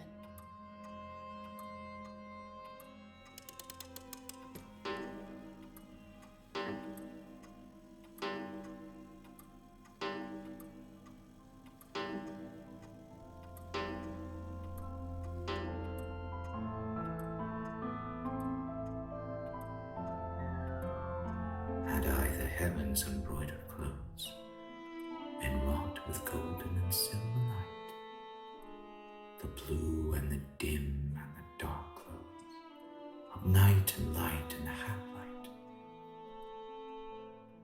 I would spread the clothes under your feet. But I, being poor, have only my dreams. I have spread my dreams under your feet. Tread softly, because you tread on my dreams. This response from Eric, so full of vulnerability and poetic beauty, stirs something profound within me. It's a confession of sorts, an offering of his inner world, laid bare through Yeats's words. The poem reflects not only his feelings, but seems to ask for careful handling of the fragile bond forming between us. I spend a long moment in silence, absorbing the significance of the poem, feeling as if Eric has not just shared a verse, but a piece of his soul. With a soft sigh, I leave the library, the echo of our verses lingering in the air. One evening, as things progressed and trust started to grow between us, Eric opened a set of doors I had not seen him open before. There is a room in my house that I would like to show you. It is the perfect place for the stories I will read you today. What is this place called? It is known as the Oasis of du Lac, a personal retreat filled with memories and artifacts from my past travels. A fitting backdrop for our tales for today of mystery and enchantment. Right this way, mademoiselle. Stepping into the Oasis au bord du lac, I felt as if I'd entered a scene from the Arabian Nights. Surrounded by opulent treasures, the room held an air of sibylline luxury, each artifact and piece of decor telling a silent story of distant lands and forgotten times. Although the vast lake lay unseen beyond these walls, the essence of its quiet, looming presence seemed to permeate the room, adding a layer of profound mystery to the already intriguing space. He led me into this room that felt like a dream created from ancient tales. The walls draped in rich fabrics, intricate patterns dancing in the flickering light of hanging lamps. Plush cushions adorned with golden threads invited us to recline in luxury, as if we were characters in our own Arabian Nights. Would you care for some tea, Christine? What kinds do you have? We have Chinese tea, delicately woven with floral whispers, Indian tea ablaze with fiery spices, and Russian tea, a robust comfort for the cold night. But if you prefer, I can light the samovar for Persian tea. Each sip, a tale unto itself, echoing the stories of 1,001 nights. I'll try the Persian tea, please. This teacup once graced the courts of Persia. It holds within it the echoes of ancient storytellers and the whispers of distant lands.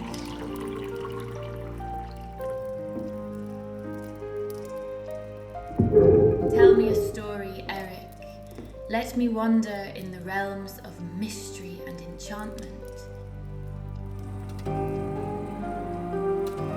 Once upon a time, in the heart of a bustling bazaar, there lived a young maiden named Scheherazade. She possessed a gift, the art of storytelling. With each story, Scheherazade wove a thread of curiosity and wonder, keeping the Sultan entranced night after night. Her stories were like jewels, each one more precious than the last. Oh, the magic in your words.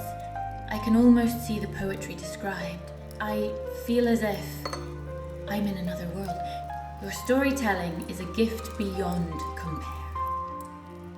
Stories have a way of weaving us into their tapestries, connecting us to the past, present, and future. They are the threads that bind us all. Every sip of Persian tea holds a story waiting to be discovered. May this cup bring you moments of enchantment and wonder, Christine. As he finished reading Scheherazade, I asked him if he could share some poetry with me. Since the theme of the evening seemed to be Persian, I requested some Persian poetry, unaware of the complications my innocent request would bring. Let me share with you some verses from the great Persian poets. Hafez is one of the most beloved poets from the 14th century, known for his lyrical verses that delve into love and mysticism. For years, my heart inquired of me where the moon's light lay, and now it sighs for what has been inflicted on the king of fairies by the morning sway. What can be done? I asked. My heart would not be guided by anyone except the shining sun, the moon of Canaan's way.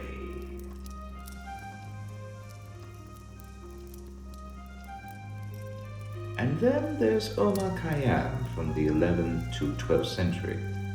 His quatrains, known as the Rubaiyat, reflect on the fleeting nature of life and the pursuit of pleasure.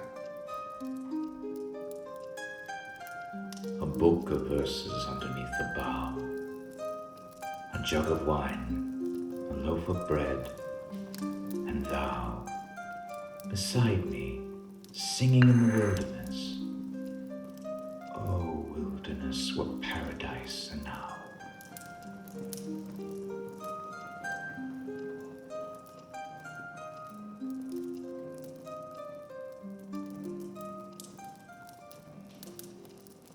As he read, I started to feel strange and unusually warm, but his words drew me in, and I found myself not able to pull myself away. Sadi Shirazi from the 13th century offers simple yet profound wisdom. If of thy mortal goods thou art bereft, and from thy slender store 2 loaves alone to thee are left, sell one, and at the door, by hyacinths to feed thy soul. Rumi, also from the 13th century, dives deep into the essence of love. And so, in your light I learn how to love. In your beauty how to make poems.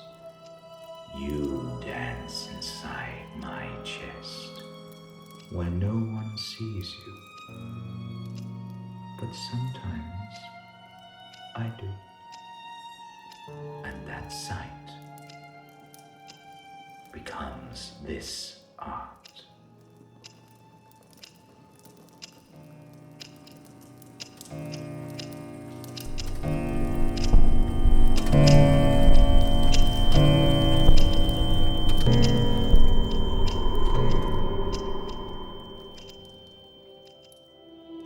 And finally, from the 15th century, there's Johnny, whose storytelling captures the agony and ecstasy of love.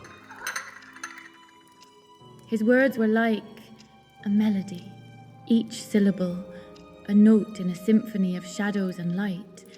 But as the tale reached its crescendo, and so did I, my hand trembled.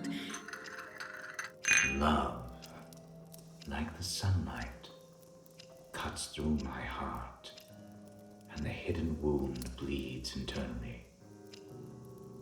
The more she draws the curtain aside, the more my passion burns in the fire of yearning.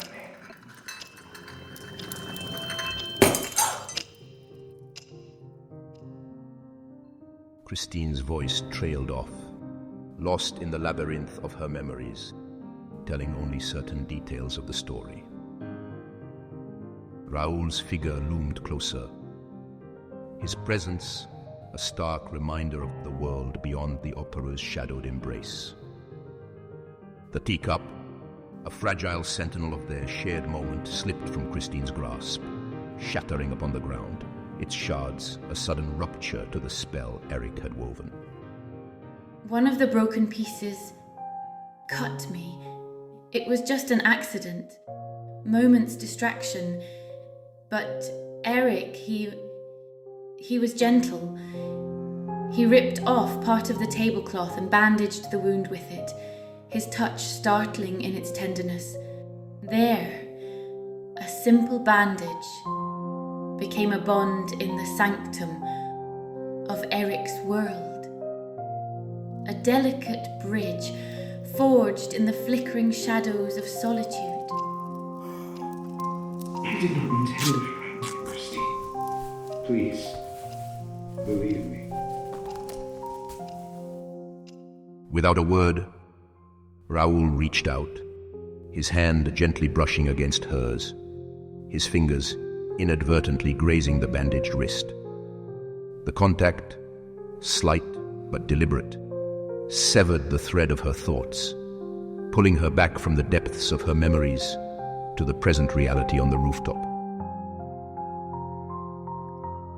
Christine, your hand is hurt. Eric did this to you. Is that why you winced when I squeezed your hand at the masked ball? Tell me, are you truly safe with him? It's nothing, Raoul. Just a small accident, nothing more. There's nothing to fear. As Raoul's fingers touched the linen bandage, a jolt of awareness shot through me.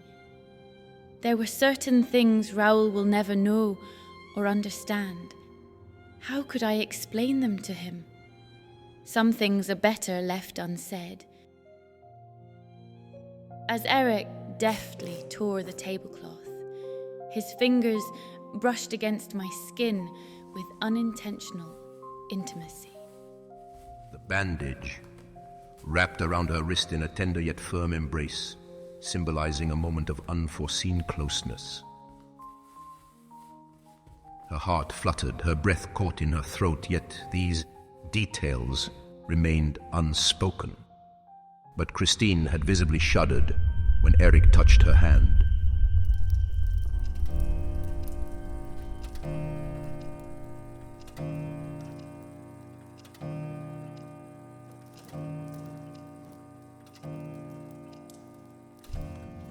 broke your beautiful cup. Pay it no mind. You are shaking. No. Yes, you are. You are shaking, Christine. You are afraid of me. I'm not afraid. Then why are you shaking? I am not shaking. You would not be shaking if you were not afraid of me. It isn't fear. Then what is the matter? Nothing is the matter. Christine had fallen silent. Eric had finished wrapping her hand and the bleeding had stopped. He saw that there was something in her eyes. Something he would have thought was fear. But she kept insisting and put his mind at ease. He told himself she was only shuddering because of the bit of blood that flowed from her cut, or perhaps she was tired.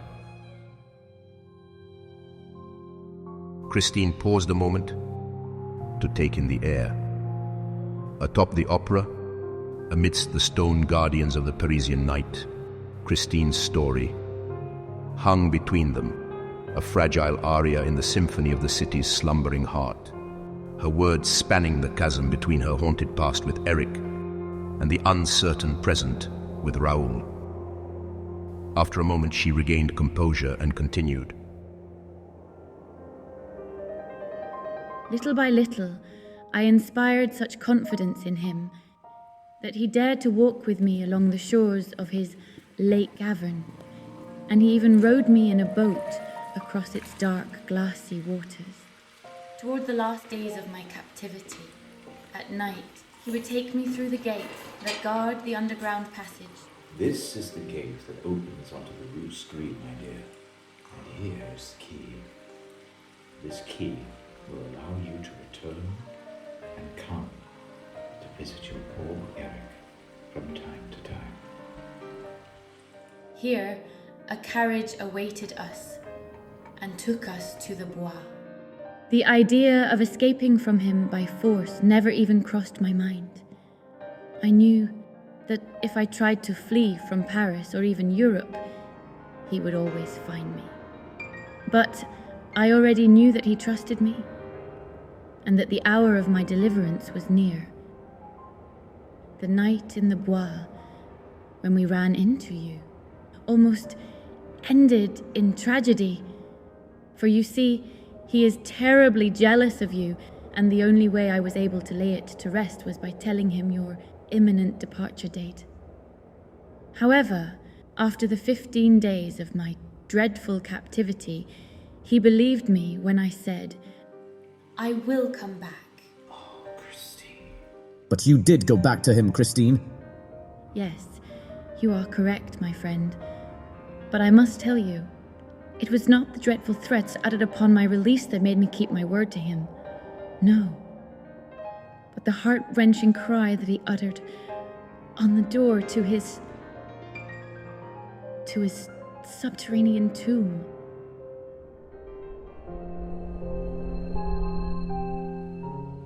I promise I will come back to you, Eric.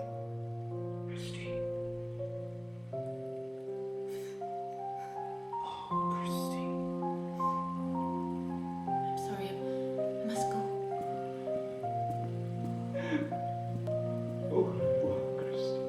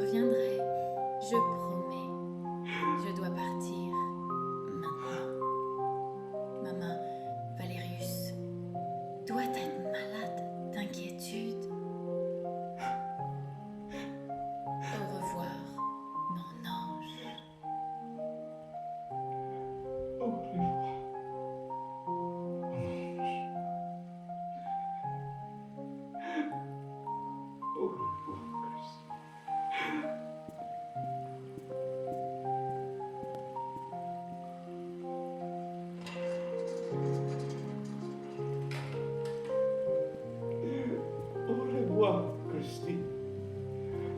Only one.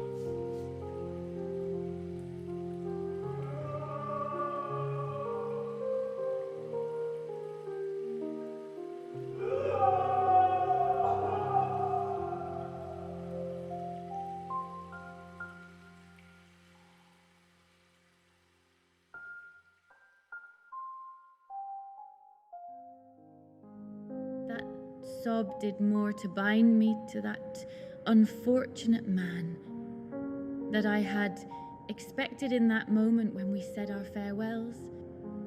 Poor Eric. Poor Eric. Christine, you tell me that you love me. But not more than a few hours after you had regained your freedom, you already returned to Eric. Remember the masked ball? That is what was agreed upon. Remember that I also spent those few hours with you, Raoul, even though it put us both in great peril. During those few hours, I doubted that you loved me, Christine. Do you still then know that each one of my trips to see Eric only increased my concern? Because to my horror, instead of calmly reassuring him as I had hoped, had only succeeded in driving him mad with love. And I am afraid. So afraid. Raoul. You are afraid? But do you love me? If Eric was handsome, would you love me? Christine! Wretched man. Why tempt fate? Why ask me things that I hide in the depths of my conscience as one might hide a sin? Then Christine rose and wrapped her beautiful trembling arms around the young man's neck. If I swear to you, on my poor dead father's memory, that I love you, Raoul, will you believe me? Yes, I will believe you, Christine. Oh, my fiancé of just one day. If I didn't love you, I would not give you my lips. For the first and the last time, up here, in the heavens.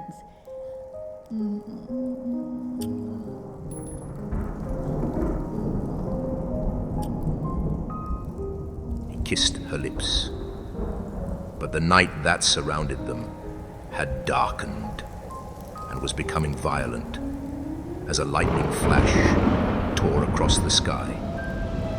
Terrified by the image they had just seen in front of them, before they disappeared into the forest of the attic, back where Eric's terror resided, the lightning had revealed that high above, an enormous night bird was watching them.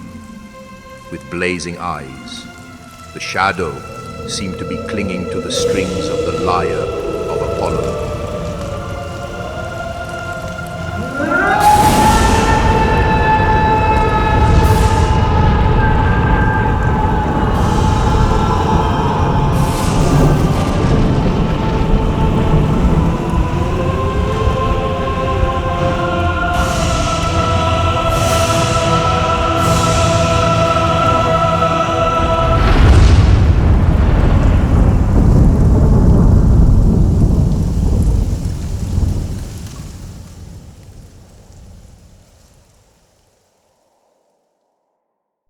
Raoul and Christine fled from the roof, where they had seen eyes burning like embers in the darkest of night. They only stopped their descent when they reached the 8th floor. The corridors of the opera were deserted, as there was no performance that evening. Suddenly, a figure stepped from the shadows, blocking their path. Psst, not that way. This way, go. Quickly. Quickly. His tone carries the weight of grave secrets and the urgency of immediate danger. It's the Persian! The Persian! Who is he? What does he want? No one knows why, but he's always in the opera. Christine, what you are asking me to do is cowardly. You want me to run away. This is the first time in my life I have ever run away from anything. Oh, bah! Is it possible that we have fled from an imaginary shadow figure? If that was really Eric's shadow we saw, I should have nailed him to the lyre of Apollo, just as we used to nail owls to the wall of our Breton farms, and there would never again be any question about a threatening shadow. You should be ashamed to speak so harshly about those poor owls. And remember how you trembled at the heights of the catwalks over the stage? Reaching Apollo's lyre is no less a feat, my dear. There, in the dim light, her eyes soften for the creatures of her homeland, reflecting a compassion that Raoul's hardened resolve lacks at the moment, a poignant contrast of the innocence they both once shared. Yet those burning eyes seem to manage the climb effortlessly. Hey, you're beginning to imagine things everywhere, just like me. However, it's possible that what we thought were fiery eyes might actually have been two golden stars, shining through the strings of the lyre, watching over the city. As they follow the Persians' urgent directions, they dive deeper into a world where the boundaries between the real and the spectral grow increasingly indistinct, each corner and corridor revealing layers of secrets that the opera guards most jealously.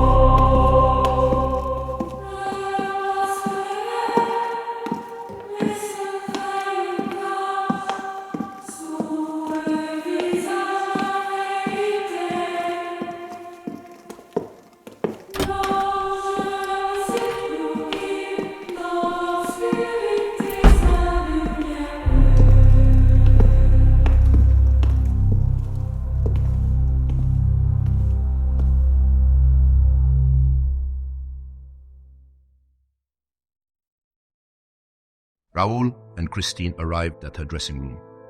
The tension in the air was palpable as they hurried inside, seeking a moment of respite from the looming threat of Le Fantôme. What makes you think you are safer in your dressing room than anywhere else in the theater? Since you heard him through the walls, isn't it possible he can hear us as well? No. He gave me his word that he would no longer be behind the walls of my dressing room, and I believe Eric's word. You see, my dressing room and my chamber in the apartment on the lake are mine, and mine alone. They are sacred to him. How can it be then? That you were transported from your dressing room to the dark passageway beyond? Let us try to repeat your actions, shall we? It is far too dangerous, my friend. The mirror could melt away, and I'd be carried off once more. Instead of fleeing from here, I would have to go to the end of the secret passage that leads to the shores of the underground lake. And from there, I would have to call Eric. Are you so sure he would hear you? Eric hears me whenever I call him. He can hear me anywhere. He told me so himself. You must understand, Raoul. He is not just a simple man who amuses himself by living underground. No. He can do things no other man is capable of doing. He knows things that are unknown to the living world. Be careful. You are making a ghost of him again. No. He is no phantom. He is a human of both heaven and earth. That is all. A man of both heaven and earth. That is all. How you speak of him. And yet you are determined to flee from him. Yes, tomorrow. Would you like me to explain to you why I would like to see you run away tonight? Tell me, my friend. because by tomorrow evening you will lose all your resolve. Then, Raoul, you must take me away in spite of myself. Do you understand? We meet here tomorrow night then, at midnight. I will be waiting in your dressing room. Yes, at midnight. Whatever happens, Christine, I will keep my promise. And after attending the performance, he will be waiting for you in the dining room in the house on the lake. Yes, that is, where he said he would meet me. And how do you know the way to his house, Christine, if you don't know how you got out of your dressing room through the mirror? I know how to go directly to the lake's edge. I told you he showed me the gate to the Rue Scribe. You know how to go all that way? By yourself? Down all those stairs and corridors, yet no one has seen you go down? Not one stage hand or the workers down there. Surely someone would have recognized the famous La Daye, and they would have wondered where you were going and followed you down.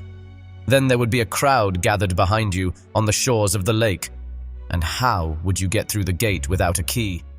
Christine suddenly pulled a rather large key out of a box and showed Raoul. What is this?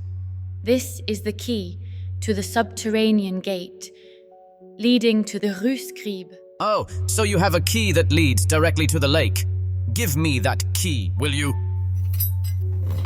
Never! I would be betraying him if I did that. Suddenly, Raoul saw all the color drain from Christine's face. A deathly pallor began to spread over her features. Oh my God. Eric, have mercy on me. Be quiet! Did you not tell me that he could always hear you? But Christine's attitude started to become increasingly bizarre. She began wringing her hands, mindlessly running her fingers over each other, all the while with a lost look on her face. Oh my God. Oh my God. What is wrong now? What is the matter? Oh my God. The ring. What? Ring? Please, Christine, get a hold of yourself. The gold ring he gave me. You knew that, Raoul. But what you do not know is what he said to me when he gave it to me on bended knee. And here is the key. Keep it safe, my dear. There are many who would try to take this key from you, but they do not belong down here. Do not inform anyone that you have this. This key will allow you to return and come to visit your old Eric from time to time.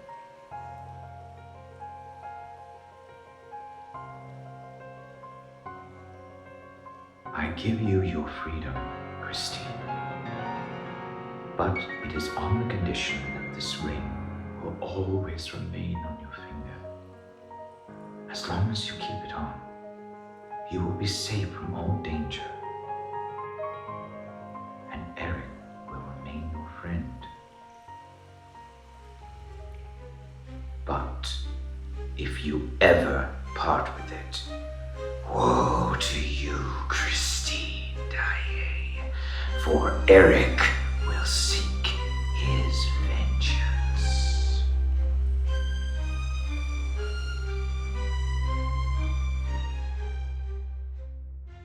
Oh, my friend. The ring is no longer on my finger. Oh, woe to us both. They looked around them for the ring, but in vain. They could not find it, and Christine could not be calmed down in any way. It was while I gave you the kiss beneath the lyre of Apollo. Let us run away at once. She hesitated. He thought that she was going to agree with him, but then her bright eyes were troubled by something, and she said, No, tomorrow. She hurriedly left him, completely distraught, continuing to wring her hands, rubbing each finger in a desperate attempt to somehow manifest the ring back on her hand. As for Raoul, he went home, very concerned about everything he had heard that evening. The night's events weighed heavily on his mind, and he couldn't shake the feeling of dread that clung to him like a shadow. The Chagny residence was eerily quiet as Raoul entered. The servants had long since retired, and only the faintest flickers of candlelight illuminated the grand hallways. Raoul's footsteps echoed softly on the marble floors as he made his way to his bedroom, each step amplifying the growing unease within him. He paused at the threshold of his room, the door creaking ominously as he pushed it open. The room was dimly lit by a single candle on his bedside table, casting long, distorted shadows on the walls. The air felt heavy, and Raoul shivered despite the warmth of the night. Slowly, he began his nightly routine, hoping the familiar actions would calm his troubled mind. He shrugged off his coat and hung it carefully in the wardrobe, then sat on the edge of the bed to remove his shoes. Each action seemed to take an eternity, the silence pressing in on him from all sides. He extinguished the lamp, plunging the room into near total darkness, save for the faint glow of the moon filtering through the curtains. The shadows seemed to dance and twist, taking on menacing shapes that played tricks on his mind. If I do not save her from the hands of that charlatan, she will be lost forever. But I will save her. But soon, in the darkness, he felt the need to insult Eric. He shouted aloud 3 times, "Charlatan! Charlatan! Charlatan!" But suddenly he rose up on one elbow, a cold sweat dripping from his temples, for 2 eyes burning like embers suddenly appeared at the foot of his bed. They stared at him formidably through the darkness. Raoul, though a brave man, trembled at that moment. He reached out, groping in the dark, hesitant and uncertain towards the bedside table. Finding the matchbox, he struck a match and lit a candle. The eyes disappeared. He thought to himself as a feeling of unease came over him. She told me that his eyes were only visible in the darkness. The eyes vanished when the candle was lit, but he may still be there. He stood up and looked carefully around his bedroom. He even looked under his bed like a child. He thought to himself, "This is ridiculous. What should I believe? What can one believe with such a fairy tale? Where does the fantasy end and the truth begin? What did she see, or what did she think she saw? As for myself, what did I see just now? Did I see eyes of fire? Or was that just my imagination? Now I'm not sure of anything. I know I would not swear on those eyes being real." He headed back to bed and blew the candle out. Not more than a few seconds in complete darkness, and the eyes reappeared. Ah! He sat up and stared straight back at them as bravely as he could. After a moment of silence, he recovered all his courage and suddenly shouted, "Is that you, Eric? Man, genius, or phantom? Is that you staring?" He reflected for a moment. If it is him, then he must be on the balcony. Then he ran, in his nightshirt, to a little chest of drawers on top of his bureau. He yanked it open and groped for a revolver. He then armed himself and opened the French windows wide. The night air was extremely crisp. Raoul took a moment to glance out of the balcony. It was completely deserted. He shut the doors behind him before returning to bed. Laying back down shivering, he placed the revolver on the nightstand, well within arm's reach. Once again he blew the candle out, and once again the eyes reappeared at the end of his bed. But were they between the bed and the window, or behind the window panes on the balcony? That is what Raoul wanted to know. He also wanted to know if those eyes belonged to a human being. He wanted to know for sure the answer to his questions. Then patiently and without disturbing the night air surrounding him, the young man coldly took aim with his revolver. He aimed at the 2 golden stars that still watched him with a strange, motionless luster. He thought, If those 2 stars belong to a human, certainly they are eyes. Then above them, there must also be a forehead. He realigned his aim just above the 2 stars, and if Raoul was not too clumsy, the shot echoed through the peacefully sleeping house with a terrible roar. Suddenly in the corridor came hurried footsteps. Raoul was sitting up in his bed, his arm extended, watching, ready to fire again if necessary. But the 2 stars had disappeared again, when 2 servants carrying a light came running in, followed by a frightfully worried Comte Philippe. What is going on, Raoul? What is going on? Well, I think I must have been dreaming, for I shot at 2 stars that prevented me from sleeping. Are you mad? You are unwell. I beg you, Raoul, tell me what happened. And the Count grabbed the revolver. No, I'm not mad. Besides, we shall soon know for sure. Raoul got out of his bed, put on a housecoat, his slippers, took a light from one of the servants' hands, and opened the French windows. He returned to the balcony. The Comte saw that the window had been pierced by a bullet at the height of a man's head. Raoul was leaning over the balcony with the candle when suddenly... Oh, blood! Blood! Here, there, and some more blood over here. All the better. A ghost that bleeds is less dangerous. Raoul! Raoul! Raoul! The Comte shook him as if he were trying to wake a sleepwalker out of a dangerous dream. Raoul, have you suddenly lost your mind? Wake up! But brother, I am not asleep. As you can see, there is blood here. When I told you that I thought I had dreamed I shot 2 stars, it was Eric's eyes that I shot at, and here is his blood as proof. Perhaps I may have been wrong to shoot, and Christine may very well never forgive me. Of course, all this would not have happened if I had just been vigilant enough to close the curtains before lying down. You have lost your mind. What are you talking about? What? This again? You better help me look for Eric, brother, because after all, an angel who bleeds can be tracked down. It is true, monsieur, that there is blood on the balcony.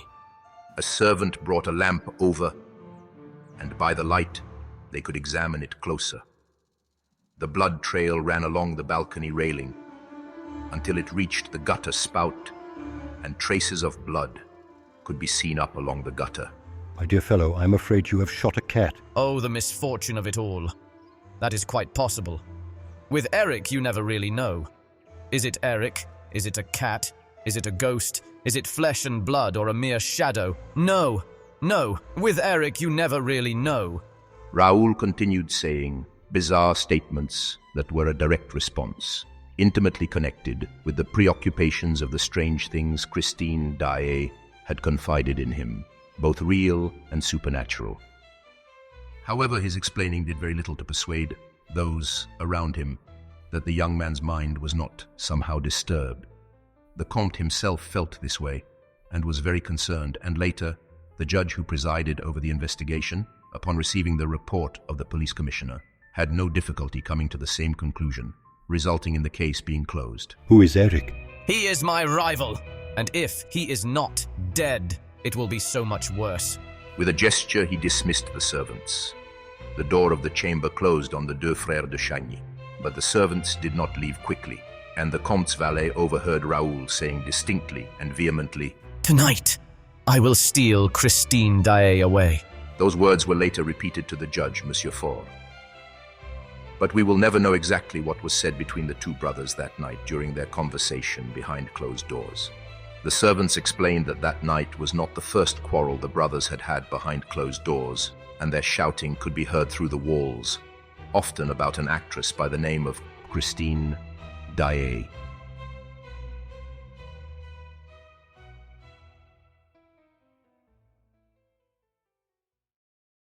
Study. He told his servant to go and ask his brother to join him. Raoul arrived in a somber and silent mood. The meeting did not last long. Read this. Philippe handed his brother the morning newspaper, pointing to a gossip column. Raoul read it half-heartedly. Great news in the Faubourg. There is a promise of marriage between opera singer Mademoiselle Christine Daae and Vicomte Raoul de Chagny. And if gossip behind the scenes is to be believed, Comte Philippe swore for the first time as Chagny will not be honoring their promise. But we all know that love, especially at the opera, is most powerful. One wonders how Comte Philippe could arrange to prevent the Vicomte, his brother, from leading this nouvelle Marguerite to the altar. The two brothers are said to adore each other, but the Comte is sadly mistaken if he thinks that brotherly love will win over romantic passions. Don't you see, Raoul? You're dragging our family name through the mud with this folly. This opera coquine has bewitched you with her fantastical tales. The Vicomte has apparently relayed Christine's story to his brother. Farewell, my brother. So this is your decision? You leave tonight with her? Surely you cannot be serious. I cannot allow this madness to continue. Farewell, my brother. This entire exchange was recounted to the examining magistrate by the Comte himself, who did not see his brother Raoul again until that evening at the opera. Raoul devoted the whole day in preparation for their flight. The horses, the carriage, the coachman, provisions, the luggage, the money they would need for the journey, and which route to take. Raoul had decided they should avoid the railway systems this time, making it harder for Le Fantôme to follow behind. All these things kept him busy until 9 o'clock that evening.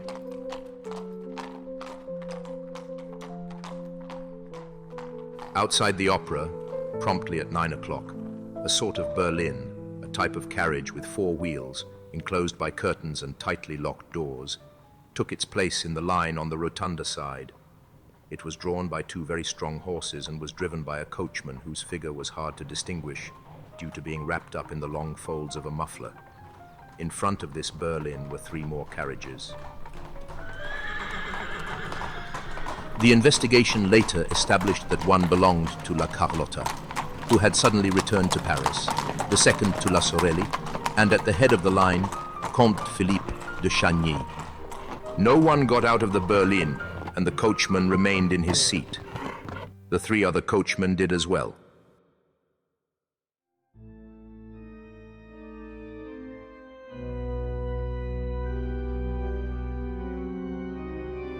A shadow, enveloped in a long black cloak and wearing a soft black felt hat, walked on the sidewalk between the rotunda and the carriages. It appeared to be examining the berlin very carefully.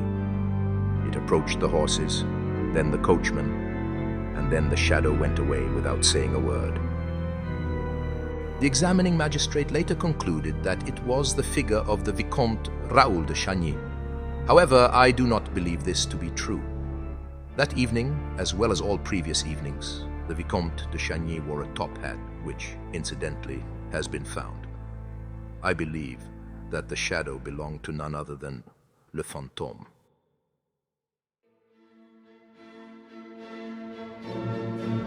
It just so happened that Faust was being performed that night for a radiant full house.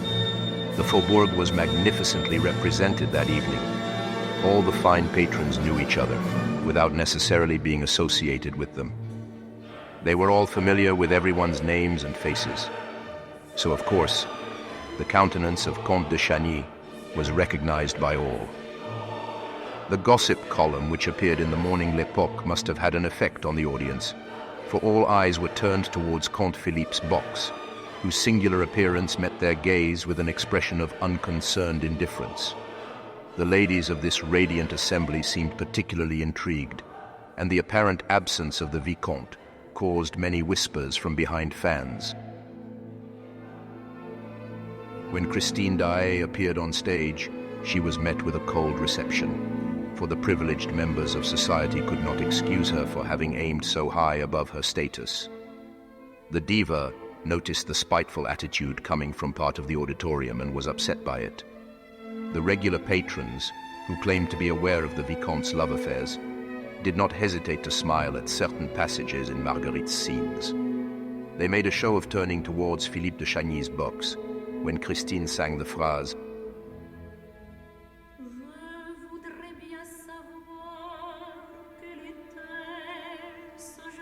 "I would like to know who this young man is, if he is a great lord, and what his name is." The Comte sat with his chin resting in his hand. He did not seem to be aware of the public display of interest. He stared at the stage, but was he really watching it? Or was his attention elsewhere? Christine was rapidly losing her confidence. She was trembling as though she was headed towards disaster. Carolus Fonta wondered if she was feeling unwell, and if she could even stand on the stage until the end of the garden act. The front of the house remembered the terrible misfortune that happened at the end of this act with La Carlotta and her infamous croak, which had momentarily suspended her career in Paris. It was at that very moment La Carlotta entered into a box facing the stage, a sensational entrance. Poor Christine looked helplessly up at the new subject of the audience's excited attention. Christine recognized her rival. She even thought she saw her sneer at her. This simple, cruel gesture saved her, however, for she forgot everything around her and was able to focus long enough to triumph once more.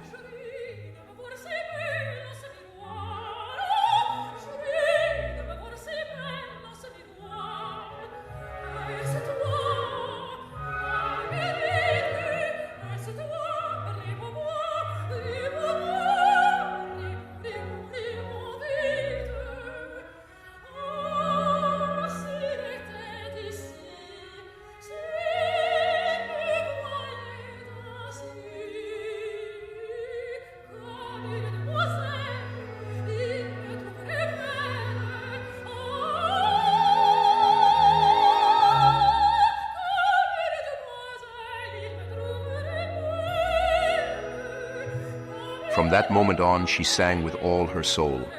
She tried to surpass all her previous achievements, and she succeeded. Enchanted the whole trembling audience with enthusiasm.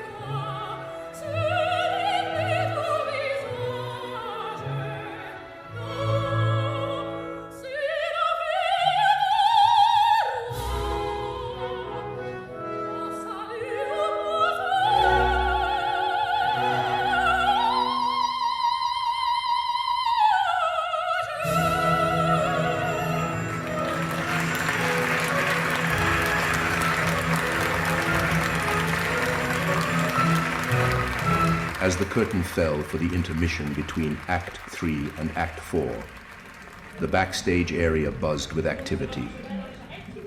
Performers and stagehands moved quickly, preparing for the next act.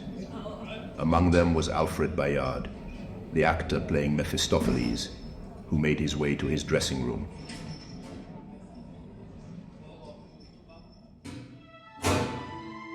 Alfred Bayard's dressing room at the Paris Opera House was a blend of practicality and understated luxury, befitting a star of his stature. Located in the administration wing, the room overlooked the bustling Rue Scribe, offering a glimpse of the city's vibrant life even as the artist prepared for his performances. The room itself was spacious, approximately 12 feet wide and 18 feet long, filled with simple yet comfortable furnishings. A large, full-length mirror, essential for ensuring his stage attire was perfect, dominated one wall, while a smaller mirror sat atop a finely carved wooden vanity, littered with various makeup and hairstyling tools. A fireplace provided warmth, its mantel adorned with small personal mementos and gifts from admirers. To the right of the entrance, a door led to a small but well-appointed bathroom, complete with a wash basin and a closet for his costumes.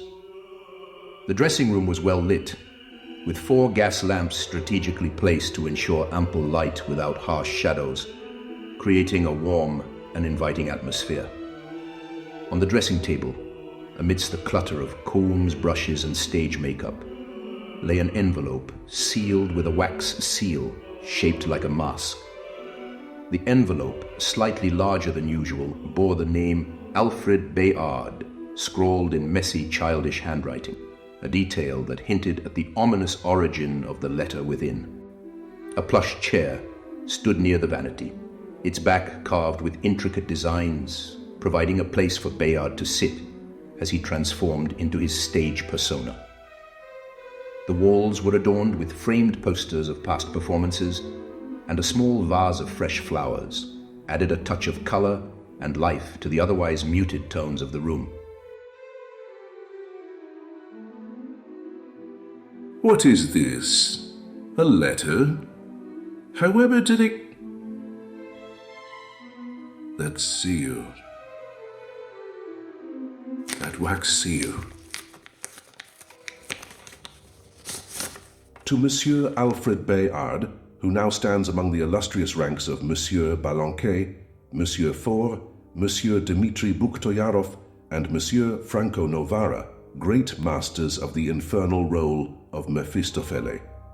These legends of the stage, who have captivated audiences with their portrayals of darkness and despair, now have a worthy successor. Your commanding presence and unwavering dedication to the craft have earned you a place among these storied names. Your impeccable record for never missing a performance is indeed impressive. His curiosity gives way to unease as he reads further. However, tonight the wisest course is to remain exactly where you are.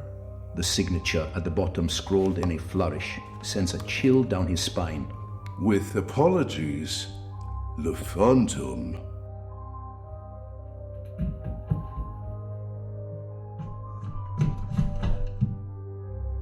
What? The door. It's locked. Someone, help me. Please. The door is locked. I can't get out. Hello? He sinks to the floor, despair washing over him. Puppeteer, please. Open the door. Help. Please. He pounds on the door, his knuckles white with fear. The sound of the orchestra tuning fills the air, a cruel reminder of the performance about to begin. Damn it! The orchestra's starting. No one will hear me. Not with the organ and the choir. Mad and trapped. The letter, now crumpled in his hand, the crimson ink glistens in the dim light, a mocking reminder of Bayard's predicament. Every word, every flourish of the signature seems to pulsate with a malevolent force, sealing his fate as the sounds of the performance envelop the room, leaving him isolated and helpless.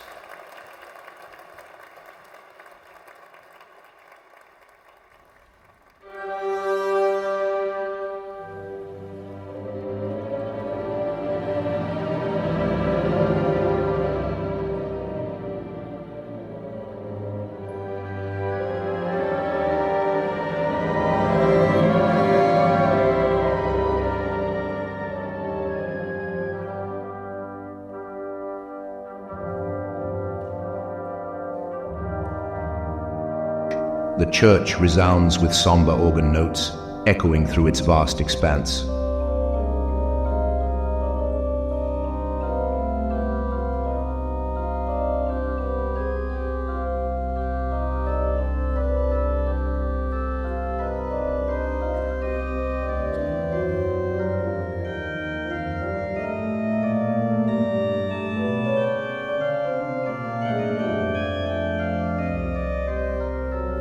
Marguerite kneels at the altar, her face etched with anguish as she fervently prays.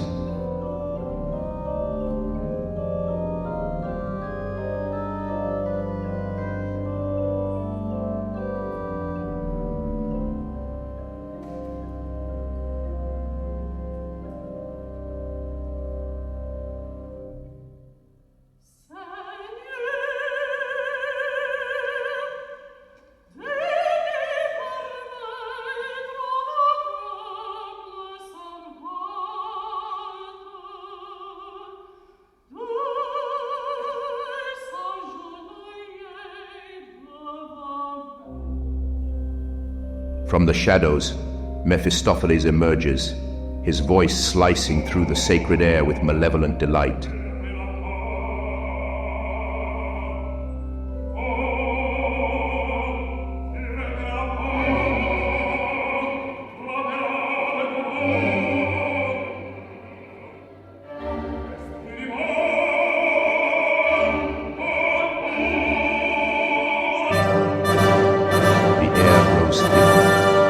Oppressive dread, as a chorus of demons fills the church with their mocking cries.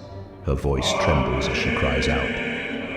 Her words are laced with a rising panic, each note tinged with desperation.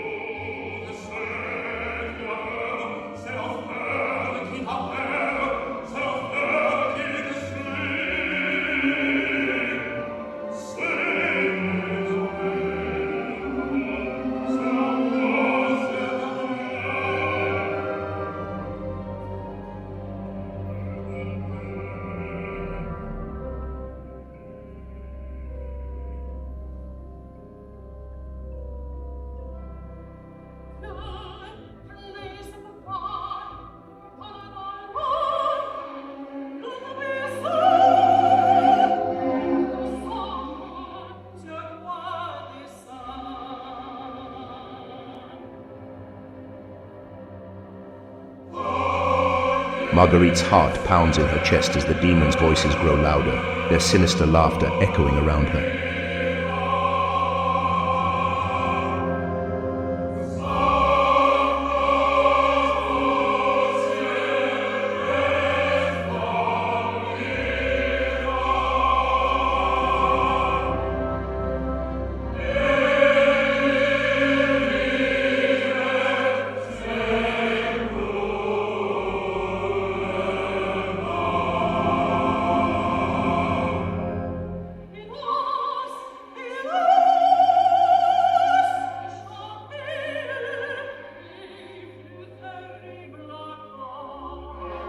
She looks around wildly, seeking solace but finding none.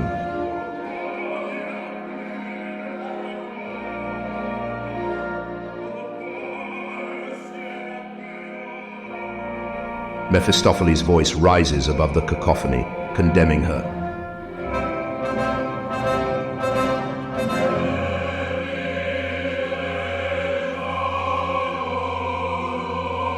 Marguerite's breath comes in ragged gasps, her terror palpable. She clutches at her chest, feeling the weight of her sins pressing down on her. The audience feels an undercurrent of unease, an intangible sense that something is amiss. Yet they remain captivated by the performance, convinced it is all part of the opera's dark allure. Her cries echo through the church, blending with the sinister harmonies of the demons. Her desperation is palpable, the line between performance and reality blurring ever so slightly. The audience is left holding their breath, a collective shiver running through the room. They sense the culmination of something dreadful, yet they cannot pinpoint its source. Bayard is on fire tonight. It's like he's been possessed by Mephistopheles himself. I've never heard such raw emotion. This performance feels so real, it's unsettling. There's something eerie about this. Can you feel it? I thought it was just the character, but now I'm not so sure. The whispers of the audience and the backstage crew intermingle, creating an atmosphere thick with dread.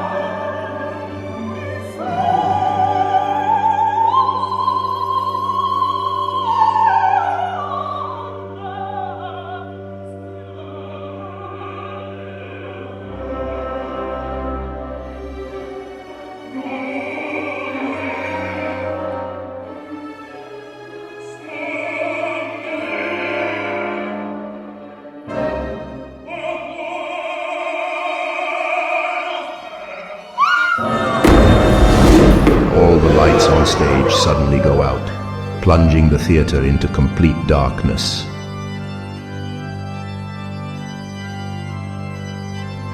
The lights return slowly, revealing an empty stage where Christine once stood. The audience is frozen in stunned silence, the weight of an unspeakable terror settling upon them. The walls themselves seem to close in, as if bearing witness to the dark power that now grips the heart of the opera.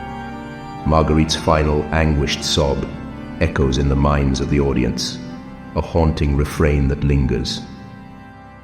Raoul, his face a mask of desperation, pushes past those around him. His voice, raw with fear and anguish, cuts through the thick silence.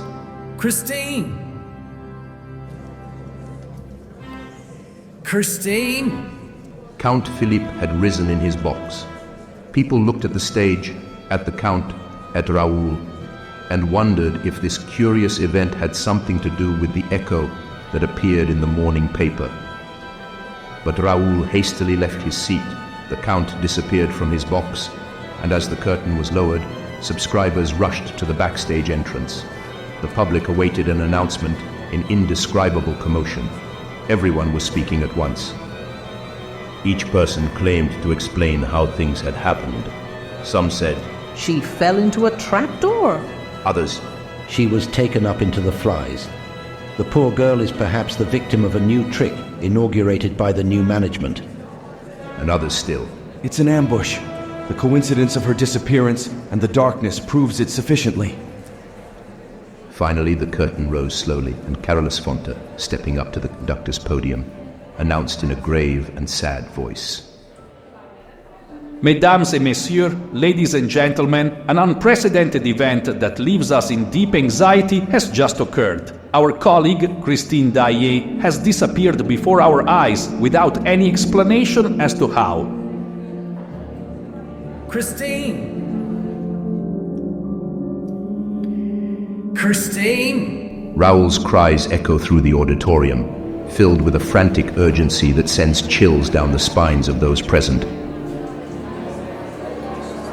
On the stage, there was indescribable chaos.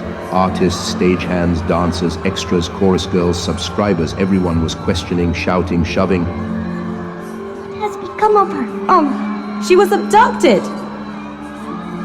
Oh, there is Carlotta. Carlotta was the one who did it. C'est définitif. Je ne reviendrai plus ici. Pourquoi? Parce que cet opéra de malheur n'est jamais terminé. No! It was Le Some of them Pandore. started laughing, especially since the careful examination of the traps and floorboards ruled out any sign of an accident. Leaning against a wall, off stage right, were three figures smoking. Monsieur Remy, Monsieur Mercier, and Monsieur Gabriel, the choir master. Remy turns coolly to the other two and speaks. Things have been odd with the managers. They refused to let anyone near them. During the garden scene entr'acte, I tried to approach Monsieur Richard, and Moncharmont hurriedly whispered to me, Go away! Get away from me! And above all, do not touch Monsieur Richard! How odd. They've become increasingly erratic. They walk backward, they refuse to be touched. Something is very wrong here. Last night, I saw them outside their office whispering frantically, and then they ran inside, slamming the door behind them. One does not abduct a singer in the middle of the stage every day. Do you shout that to them? I'm going back there. Remy ran back, disappearing into the chaos. Then the stage manager arrived. Well, Monsieur Mercier, are you coming? What are you both doing here? We need you, Monsieur Administrator. I do not want to do anything or find anything until the commissioner arrives. I have sent for Mifror. We will see when he arrives here. And I tell you that we should go down to the light board room at once. Not before the commissioner arrives? I already went down to the light board room. Ah, and what did you see? Well, I saw nobody. Hear me well, nobody. What do you want me to do about it? Clearly, if there had been someone at the light board, they could explain how the stage was suddenly plunged into darkness. But Mauclair is nowhere to be found, do you understand?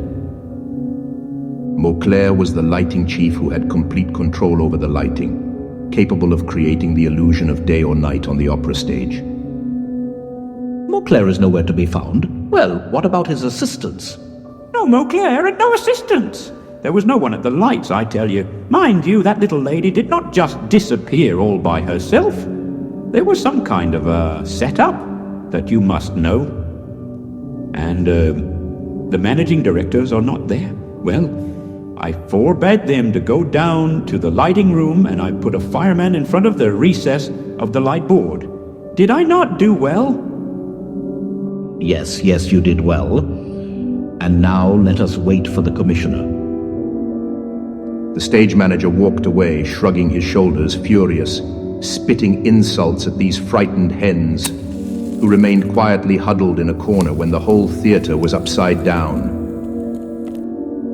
Gabriel and Mercier were not all that quiet, but they had received an instruction that prevented them from doing anything.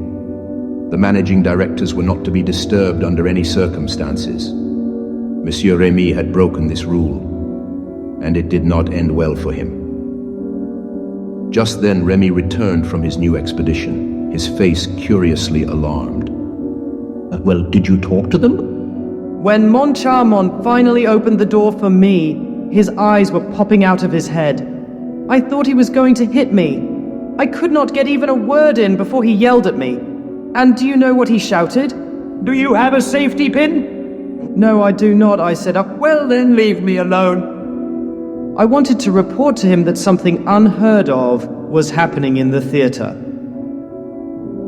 But he shouted again. Do you have a safety pin? Give me a safety pin at once. An office boy had overheard him, for he was shouting like a deaf man, ran over with a safety pin, gave it to him, and immediately Moncharmont closed the door in my face. And there you have it. And still, you have not mentioned Christine Daae. Hey, I would have liked to see how you would have handled it. He was foaming at the mouth. All he could think of was his safety pin. I think if it had not been brought to him at once, he would have fallen over from a heart attack. This has to stop. I am not used to being treated in this manner. Certainly, none of this is natural, and our managers are losing their minds. Think about what you are doing, Mercier. If they are staying in their office, perhaps it is because it is necessary. Le Fantôme has more than one trick up his sleeve. Never mind, I am going. If they had listened to me, they would have told the police everything long ago. Everything? What is everything? What would they have said to the police? Ah, you are quiet, Gabrielle. You too are keeping secrets. Well, you would do well to tell me if you do not want me to shout that you all are going mad. Yes, quite mad. What secret am I supposed to know? I do not know what you mean. Tonight, during the intermission, Richard and Moncharmont, right here, were gesturing and acting like lunatics. Well, I did not notice. You are the only one then. Do you believe that I made it up? Do you think that I did not see them? The manager of the Crédit Central, did he not notice anything? Ambassador de la Borderie was oblivious to such gestures, with his eyes in his pocket. But Monsieur Chorus Master, you cannot ignore all the subscribers were pointing at our managing directors. What have they done, our managing directors?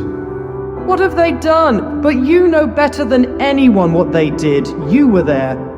And you were watching them, you and Mercier. And you were the only ones not to laugh. I do not understand. You were there, you saw everything. What is this new mania of theirs? They will not let anyone come near them. That certainly is bizarre. At last you admit it, and they walked backwards too. Backward? You saw our managing directors walking backwards? I thought only crayfish walked backwards. Do not laugh, Gabriel, do not laugh. I am not laughing. Gabrielle, as an intimate friend of the management, could you explain... Do I have the plague? Unbelievable. And a few moments later, when Monsieur Ambassador de la Borderie approached Monsieur Richard, did you not see Moncharmont throw himself between them and exclaim, Monsieur Ambassador, I implore you, do not touch Monsieur Richard! And what was Richard doing during this time? What was he doing? You saw with your own eyes. He turned around, bowed, even though there was no one in front of him, and withdrew, walking backwards. Backwards? And Moncharmont followed behind Richard, for he had also turned around. That is to say, he had completed a quick semicircle behind Richard, and he too withdrew by walking backwards. And they went away like that until they reached the administration staircase, backwards, backwards. Perhaps they were rehearsing ballet moves. Do not be smart with me, Gabrielle. There are things that are going on that you and Mercier are somewhat responsible for. Oh, and what is that? Christine Daae was not the only one who suddenly disappeared tonight. Oh, rubbish. No, it is not rubbish. Would you please tell me why, when Madame Giry came down to the foyer earlier, Mercier took her by the hand and hastily led her away with him? Really? I did not notice. You noticed it well enough, Gabrielle, that you followed Mercier and Madame Giry to Mercier's office. Since then, you and Mercier have been seen, but Madame Giry has not. Do you think that we ate her? No, but you locked her in the office, and when passing by the office door, do you know what was heard? These words, "Oh, the villains, oh, the scoundrels." At the moment of this peculiar conversation, Mercier arrived completely out of breath. This is worse than we thought. I shouted at them, "This is very serious. Open up. It is me, Mercier." I heard footsteps. The door opened, and Moncharmin appeared. He was very pale. He asked me, "What do you want?" I answered, "Someone has abducted Christine Daae." And do you know what his answer was? "Good for her." And he placed this in my hand and closed the door. What did he give you? The safety pin! Peculiar. Very peculiar. Suddenly, a voice makes all three of them turn around. Pardon me, messieurs, but could you tell me where Christine Daae is? In spite of the seriousness of the circumstances, such a question would undoubtedly have made them burst out laughing if they had not seen a figure so pained that they instantly felt pity. It was the Vicomte Raoul de Chagny. Christine! Christine! Raoul's first thought, after Christine Daae's astonishing disappearance, was to accuse Eric. He no longer doubted the almost supernatural power of the Angel of Music in this domain of the opera, where he had diabolically established his empire. Raoul rushed to the stage in a fit of madness from despair and love. Christine! Christine! He frantically howled, calling her as she must be calling to him from the depths of that dark abyss, where the monster had carried her off, as if she was his prey, while still trembling from her divine exaltation, dressed in Marguerite's dress when she had offered herself to the angels of heaven. Christine! Christine! Repeated Raoul, who thought he could hear the cries of the young girl through the fragile planks that separated him from her. He bent down and listened. He wandered the stage like a madman. Oh, to descend, descend, descend, into that pit of darkness, from which all ways out are closed to him. Ah, the fragile floorboards stood as obstacles to the traps below which usually slide so easily open, to reveal the abyss where his only desire was to go. These boards which creak under the weight of each step. Their hollow creak echoes in the tremendous emptiness of the underneath. These boards were inaccessible this evening. They seemed to have been fixed in place. It was as though they had never been moved before. And now the stairs that lead down under the stage are prohibited to everyone. Christine! It's Christine! On what crazy path, among mysterious passageways of night, known only to him, did Eric drag that maiden to that dreadful lair with the Louis-Philippe room, whose door opens on the lake of Hades? Christine! Christine! You are not answering. Are you even alive, Christine? Did you exhale your last breath in that minute of superhuman horror under the burning breath of that monster? Christine! Horrible thoughts crossed Raoul's mind like lightning bolts. Of course, Eric must have overheard their secret plan. Knowing Christine had betrayed him, he was clearly exacting his revenge. How far would the Angel of Music, with such a blow to his pride, dare go? In the omnipotent arms of that monster, Christine is lost. Raoul recalled the night before when the golden stars had lurked around his balcony. Oh, if only he had put them out permanently with his useless weapon.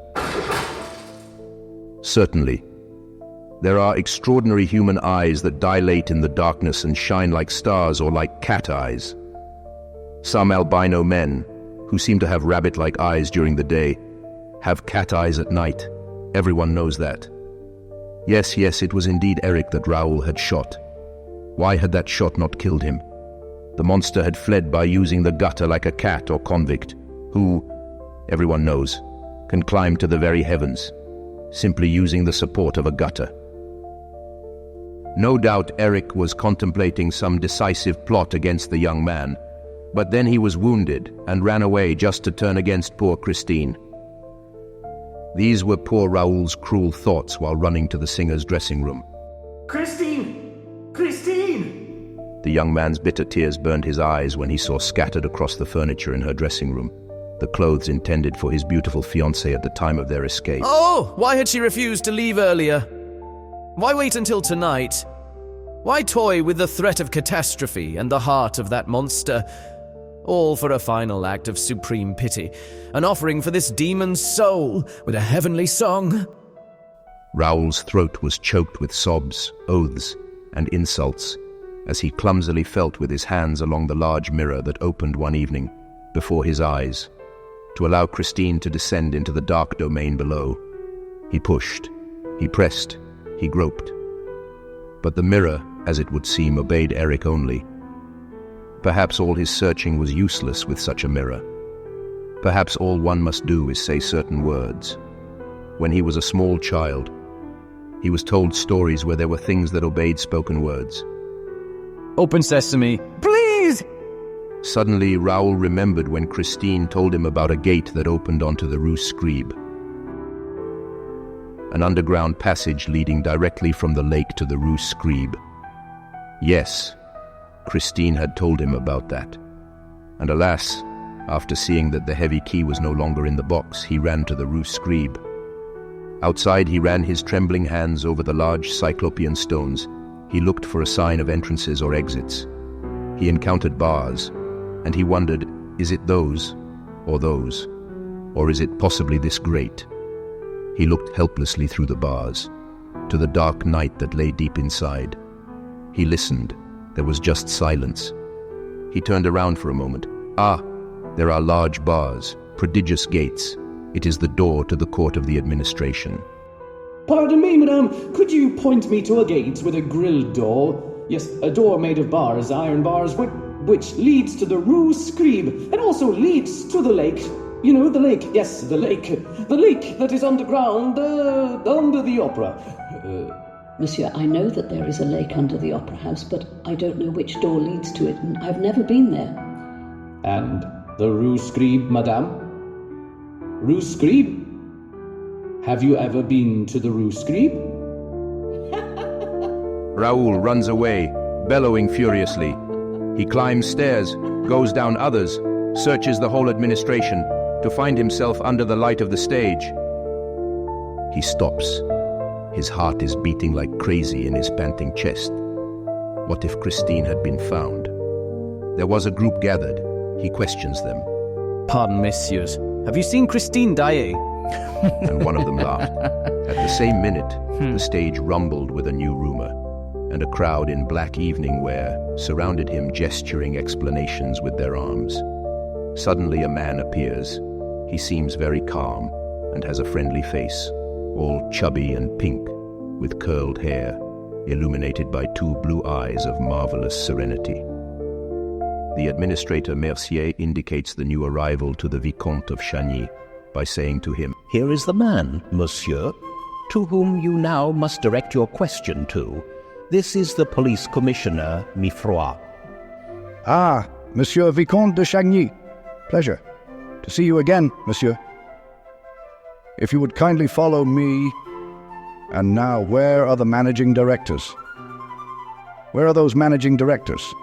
As the administrator remained silent, Secretary Remy took it upon himself to inform the commissioner of the goings-on. The managing directors have locked themselves in their office and still know nothing of the event. Is it possible? Let us go to their office. And Monsieur Mifroid, followed by an ever-growing procession of people, walked towards the administration wing. Mercier took advantage of the crowd to slip a key into Gabrielle's hand. "This is going very badly. Go and let Madame Giry out."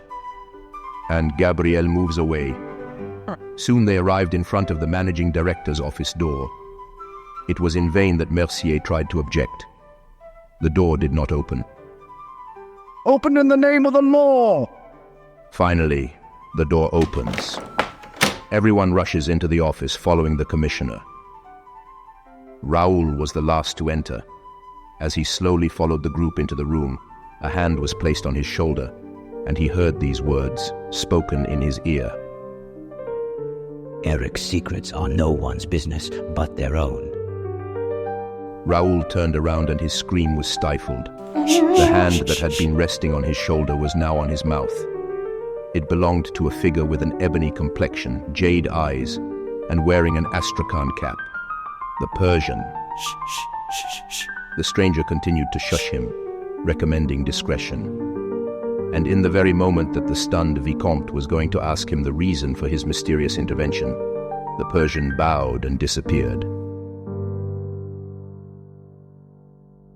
Before following the police commissioner Mifroid to the managing director's offices, allow me to recount some extraordinary events that took place in this office. Remy, the secretary, and Mercier, the administrator, had tried in vain to enter, while Messieurs Moncharmont and Richard had sealed themselves inside for reasons unknown to us. It is my duty as a storyteller to finally reveal these reasons to you. It will not be a surprise to anyone if I confirm that Richard and Moncharmont had not given up the hope of getting the first 20,000 francs that Le Fantôme had stolen back into their cash box. And for this reason they had not hesitated to risk another 20,000. This was, moreover, an audacious speculation, or if you will, a bold calculation, which is quite common among unfortunate gamblers. The second round is ours. I preached patience to you so much, my poor Moncharmont. But now we are better prepared to catch this ghost, with his hand in the bag, so to speak. The bag in this case was, of course, the magic envelope. I have had the opportunity previously to state that the managing director's mood has been disagreeable for some time, and I have suggested that this transformation must not have been due solely to the fall of the chandelier, in the circumstances we know of so far. You recall, in spite of the managing director's wishes, to have such an event remain concealed forever, that Le Fantôme had received his first 20,000 francs quietly. But there had been much grousing and grinding of teeth. The deed, however, had been done in the simplest way possible, as you remember. This time Moncharmont wanted them to send for the police commissioner. However, Richard opposed it, for he had his own plot brewing. We do not want to be considered ridiculous. All of Paris would laugh. Le Fantôme has won the first round, but he will not win the second. He thought eagerly about the next monthly payment. Nevertheless, they had been so perfectly deceived that they couldn't shake a certain feeling of distress in the following weeks, and this was completely understandable. The commissioner wasn't called upon again because the managing directors suspected that this strange adventure might just be a hateful joke, undoubtedly staged by their predecessors. It was advisable not to disclose anything until they knew the end game. On the other hand, this thought troubled Moncharmont, especially since he suspected Richard, who sometimes had a burlesque sense of humor. They were prepared for all possible outcomes and kept a close watch on Madame Giry, whom Richard insisted should not be informed of anything. If she is an accomplice, it has been a long while since the notes were sent, but I believe she is simply a fool. She's not the only fool in this business. Could we have known any of this? But rest assured, next time I will take extra precautions. And so the next time had come, and it fell on the same day that Christine Daae was to disappear. In the morning, a message from Le Fantôme reminded them of their deadline. Do the same as you did last time. It went very well. Give the envelope in which you will have put the 20,000 francs to our splendid Madame Giry. FDLO. And the note was accompanied by the customary envelope. All that was left to do was to fill it in. This transaction was to be completed that evening, half an hour before the performance. And so before the curtain went up on this now all too famous performance of Faust, is when we enter into the managing director's office. Richard showed the envelope to Moncharmont. Then he counts the 20,000 francs in front of him and placed them into the envelope, but without closing it. And now call Madame Giry and show her in. They went to look for the old woman. She entered with a beautiful curtsy. The lady still had on her black taffeta dress, the color of which was turning to rust and lilac, and her hat with soot-colored feathers. She seemed to be in a good mood. Bonsoir, monsieur.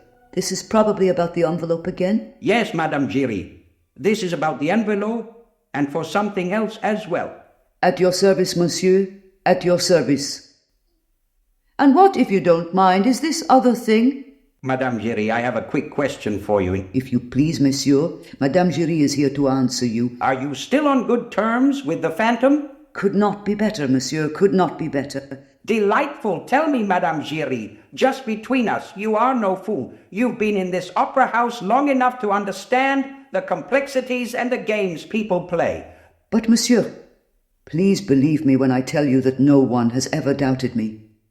Oh, we believe you, Madame Giry. We do, but let's be honest with each other. This ghost story, it's a clever joke, isn't it? And don't you think it's gone on long enough? Madame Giry looked at the managing directors as if they had spoken to her in Chinese. She approached Richard's desk and said rather worriedly, "What are you talking about? I do not understand what you're getting at." Oh, you understand quite well. In any case, you must understand. But first, you are going to tell us what his name is. Who is he? Le fantôme de l'opéra, the one who is your accomplice, Madame Giry. Moi? Le complice du fantôme? The accomplice of what exactly? How? Well, you do his bidding. Oh, he's not much trouble, you know. And he always tips you? I have no complaints. How much will he give you to bring him that envelope? 10 francs. By Jove, that is not much. What makes you say that? I will tell you that later, Madame Giry. At this moment, we would like to know why you have extraordinarily given yourself body and soul to this ghost rather than to someone else. Surely it is not for 100 pennies or 10 francs that one can have the friendship and devotion of Madame Giry. Well, that is true. And my goodness, I can tell you the reason, Monsieur Director. Certainly there is no dishonor in that. On the contrary. We do not doubt it, Madame Giry. Well, there you go. They say ghosts do not like to be talked about, and Le Fantôme does not like me to tell his stories. Ah, I see. But this one, it only concerns me. So it was in box 5. One evening, I find a letter for me, a kind of note written in red ink. This note, Monsieur le Directeur, there is no need to read it to you. I know it by heart, and I would never forget it even if I lived 100 years. And Madame Giry, standing up straight, recites the letter with a touching eloquence. It said, "Madame, in 1825, Mademoiselle Ménétrier, Coryphée, became Marquise of Coucy. 1832, Mademoiselle Marie Taglioni, dancer, is made Countess Gilberte des Voisins. 1846, La Sota, dancer, marries a brother of the King of Spain. 1847, Lola Montes, dancer, marries morganatically the King Louis of Bavaria and is made Countess of Landsfeld. 1848, Mademoiselle Maria, dancer, becomes Baroness of Hermeville. 1870, Thérèse Hisler, dancer, marries Don Fernando, brother of the King of Portugal. Richard and Moncharmont listen to the old woman, who, as she advances in the curious listing of these famous marriages, suddenly becomes animated, bold, straightens up, and finally, inspired like a sibyl on her tripod, delivers in a voice bursting with pride the last sentence of the prophetic letter. The year 1885. Meg Giry, Empress!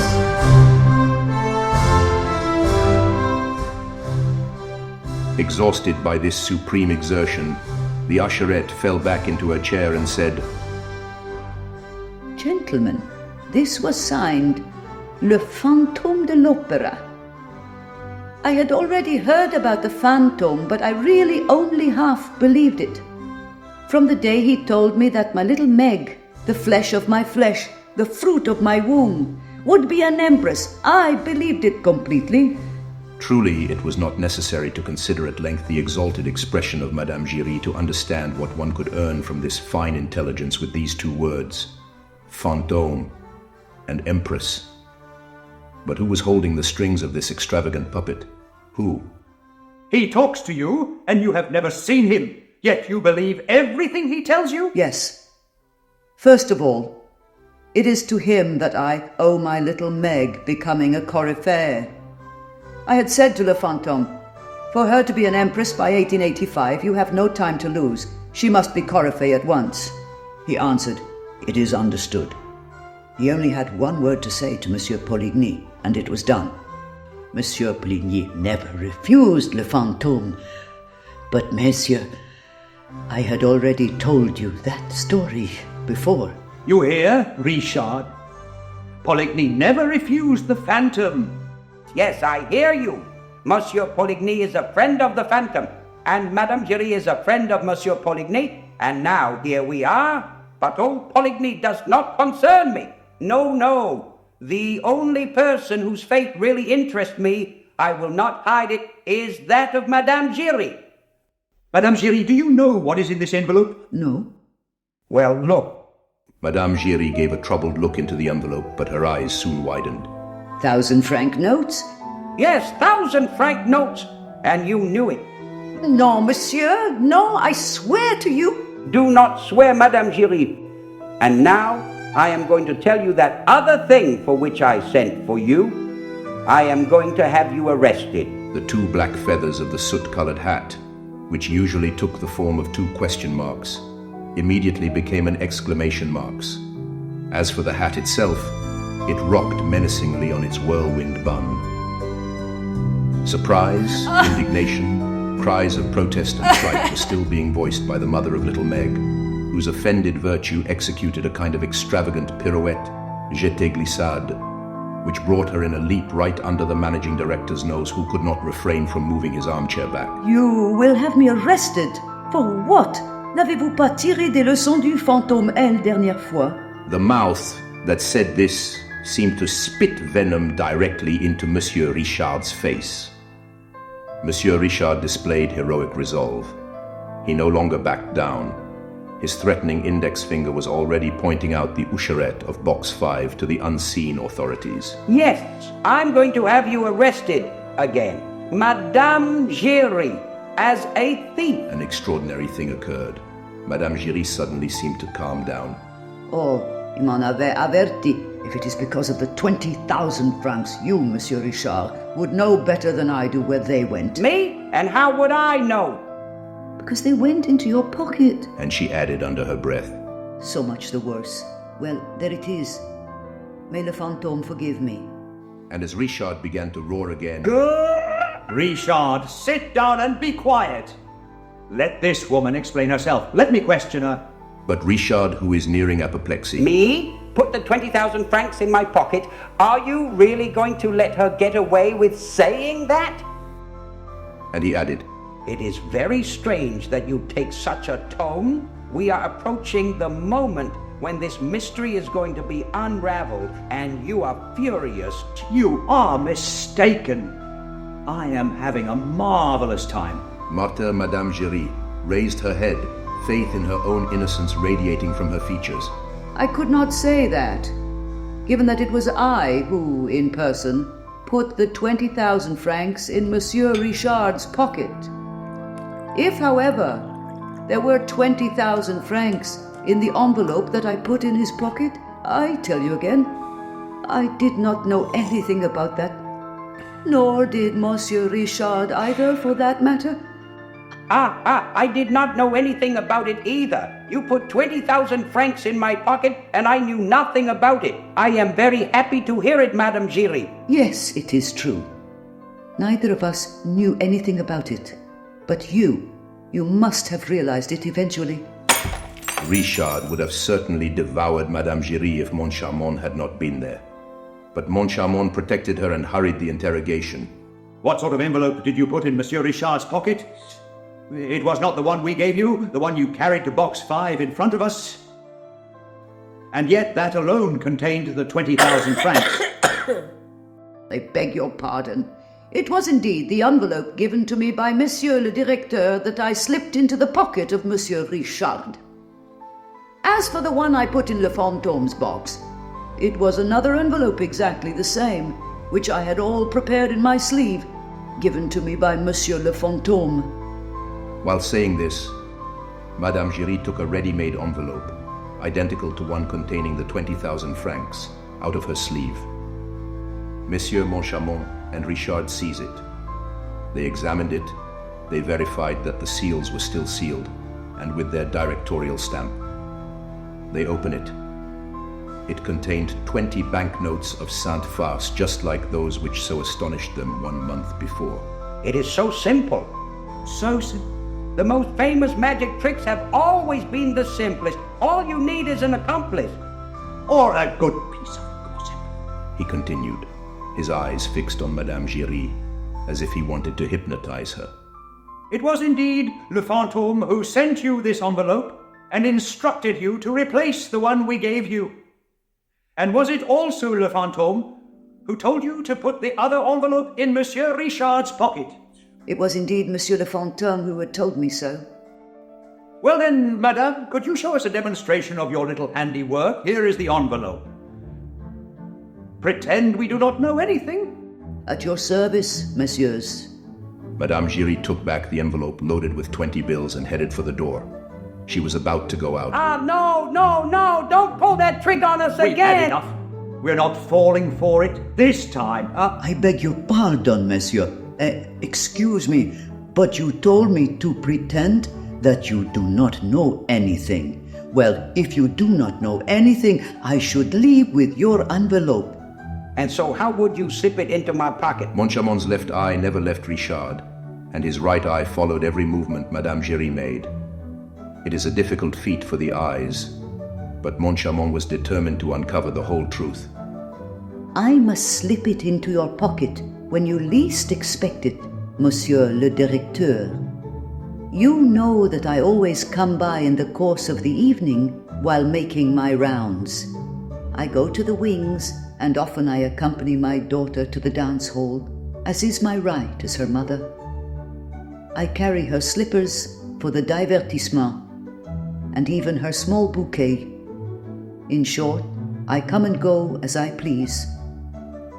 The subscribers also come, and so do you, Monsieur le Directeur. There are lots of people. I pass behind you and slip the envelope into the back pocket of your dress coat. It's not magic. It is not magic.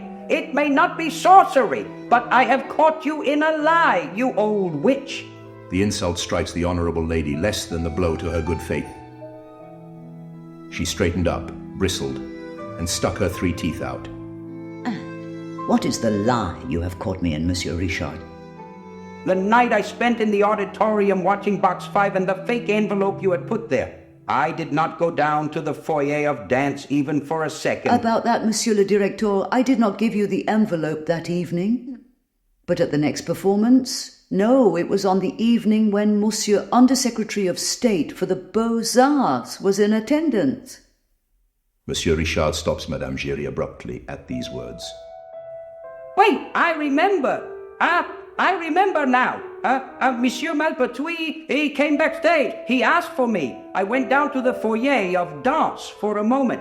I was on the steps of the foyer, Monsieur Undersecretary of State, and his private secretary were in the foyer itself. It was you who passed behind me. Madame Giry, it seemed to me that someone had just brushed past me. I suddenly turned around, but there was only you behind me. Oh, I still seen you. I still seen you. Ah, well, yes, that is it, monsieur. That is right. I had just finished my little business in your pocket. This pocket, Monsieur Director, is very convenient. And Madame Giry once again put her words into action. She passed behind Monsieur Richard, and so quickly that Moncharmont himself, who was watching her with both his eyes this time, was impressed. She places the envelope in the pocket of one of the tails of the managing director's dress coat. Of course, it is very clear now. Le Fantome's problem was to eliminate any danger of interaction between the one who gives the 20,000 francs and the one who takes them. He could not have found a better way than to take them from my pocket without me noticing, since I did not even know they were there. It is remarkable and... Oh, remarkable. No doubt, only you forget, Richard, that I gave 10,000 francs of the 20,000 and nothing was put in my pocket. Moncharmont's last sentence expressed in a very obvious manner the suspicion in which he now held their colleague. It did not immediately result in a stormy explanation, but by the end, it was agreed that Richard would comply with all of Moncharmont's wishes in order to help him discover the strange, fantastic, and contemptible individual who was playing thusly with them. And so, we arrive back at the entr'acte to Act 3, the Garden Act, when Monsieur Secretary Remy, who nothing ever escapes, curiously observed the bizarre conduct of their managing directors. And now it will be very easy for us to find the reason for their exceptionally outlandish actions, and above all, so little regard concerning their managerial dignity. Richard and Moncharmont's behavior was all plotted out by the revelation which they had just been made privy to. Richard was to repeat exactly the actions which he had done on the evening of the disappearance of the first 20,000 francs.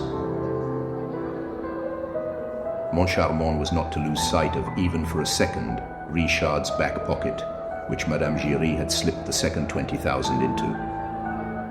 Monsieur Richard was in the exact place where he had been when he greeted the Malpertuis of the Beaux-Arts, and a few steps away, watching his every move from behind, was Monsieur Moncharmont. Madame Giry passes by, brushes against Monsieur Richard, deposits the 20,000 francs in the pocket of her managing director's coat tail, and disappears. Or rather, she was told to disappear. Carrying out the instructions that Moncharmont had given him a few moments earlier, before the reenactment of the scene, Mercier goes to lock up the good lady in the administration office, thus making it impossible for the old woman to communicate with her fantôme. And she allowed them to do so, for Madame Giry was now only a poor, plucked figure of a hen, frightened and terrified, like a bewildered fowl seeing that their crest was in horrible disarray. Hearing in the noisy corridor the sound of the commissioner's footsteps with which she was threatened, and howling sighs that could split the very columns of the grand staircase.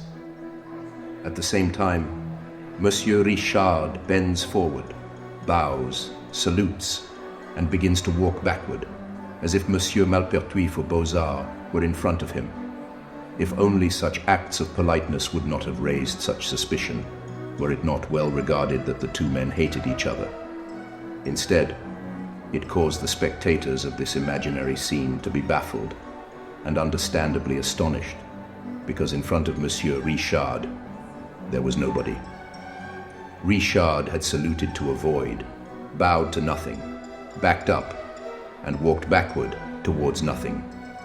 And lastly, Monsieur Moncharmont, only a few steps away, doing the same thing as his colleague, as well as pushing Monsieur Remy away, begged Monsieur Ambassadeur de la Borderie and Monsieur Directeur of the Central Credit not to touch Monsieur le Directeur. Moncharmont, who had his own assumptions with the 20,000 francs gone, did not want Richard to come to him and claim it was Monsieur le Ambassadeur, or Monsieur le Directeur of the Central Credit, or even Monsieur Remy the Secretary, especially since during the first scene of Richard's confession, Richard had, after being brushed past by Madame Giry, seen no one in this part of the theatre. Why then, since they had to reenact the exact same actions, would he see anyone today? Richard first walked backward in order to bow, and continued walking in this manner out of caution until he reached the administration corridor, all the while being watched from behind by Moncharmont, and he being careful to watch if anyone approached him from the front. Once again, this strange new method of going backstage that the managing directors of the National Academy of Music had adopted obviously did not go unnoticed. They were, noticed. Fortunately for Monsieur Richard and Moncharmont, at the time of this curious reenactment, the little ballet rats were almost all up in their attic, because the directors would have been a great success with the girls, but they thought only of their 20,000 francs. La palais sous la lumière de l'opéra. Firmin Richard et Moncharmin confrontent la peur. Les lettres affluent scellées de demandes du fantôme, le spectre maître de ces terres. Oh, le jeu du fantôme, une étrange épopée, où les notes commandent et les ombres sont libres dans des couloirs murmurés. L'opéra est son royaume, les managers s'agitent sans capitaine à bord. Richard doute rire cette mascarade spectrale, tandis que Moncharmin s'angoisse dans cette parade spectrale. Un salaire non mérité, des sièges tenus dans l'ombre pour le maître fantôme dont la présence encombre. Oh, le jeu du fantôme, une affaire cryptique. À chaque missive envoyée, son prix dans son étau, il danse une mélodie issue des profondeurs de son antre. Dans les vastes ombres de l'opéra, le fantôme prépare son stratagème. Dans les coulisses, il chuchote d'une figure qui rôde, d'un miroir qui écoute et d'un fantôme qui nargue un tumulte de chaos sous le dôme grandiose de l'opéra. Il tente de le déjouer dans ce pèlerinage spectral. Des chuchotements dans l'ombre, une terreur qui s'empare. La scène se transforme, le fantôme dicte son histoire. Les rideaux se ferment sur un acte sans fin. L'opéra retentit de l'écho de son dessin. Dans ce jeu spectral, la vérité reste cachée sous les ors de l'opéra. Le fantôme continue de régner, de régner.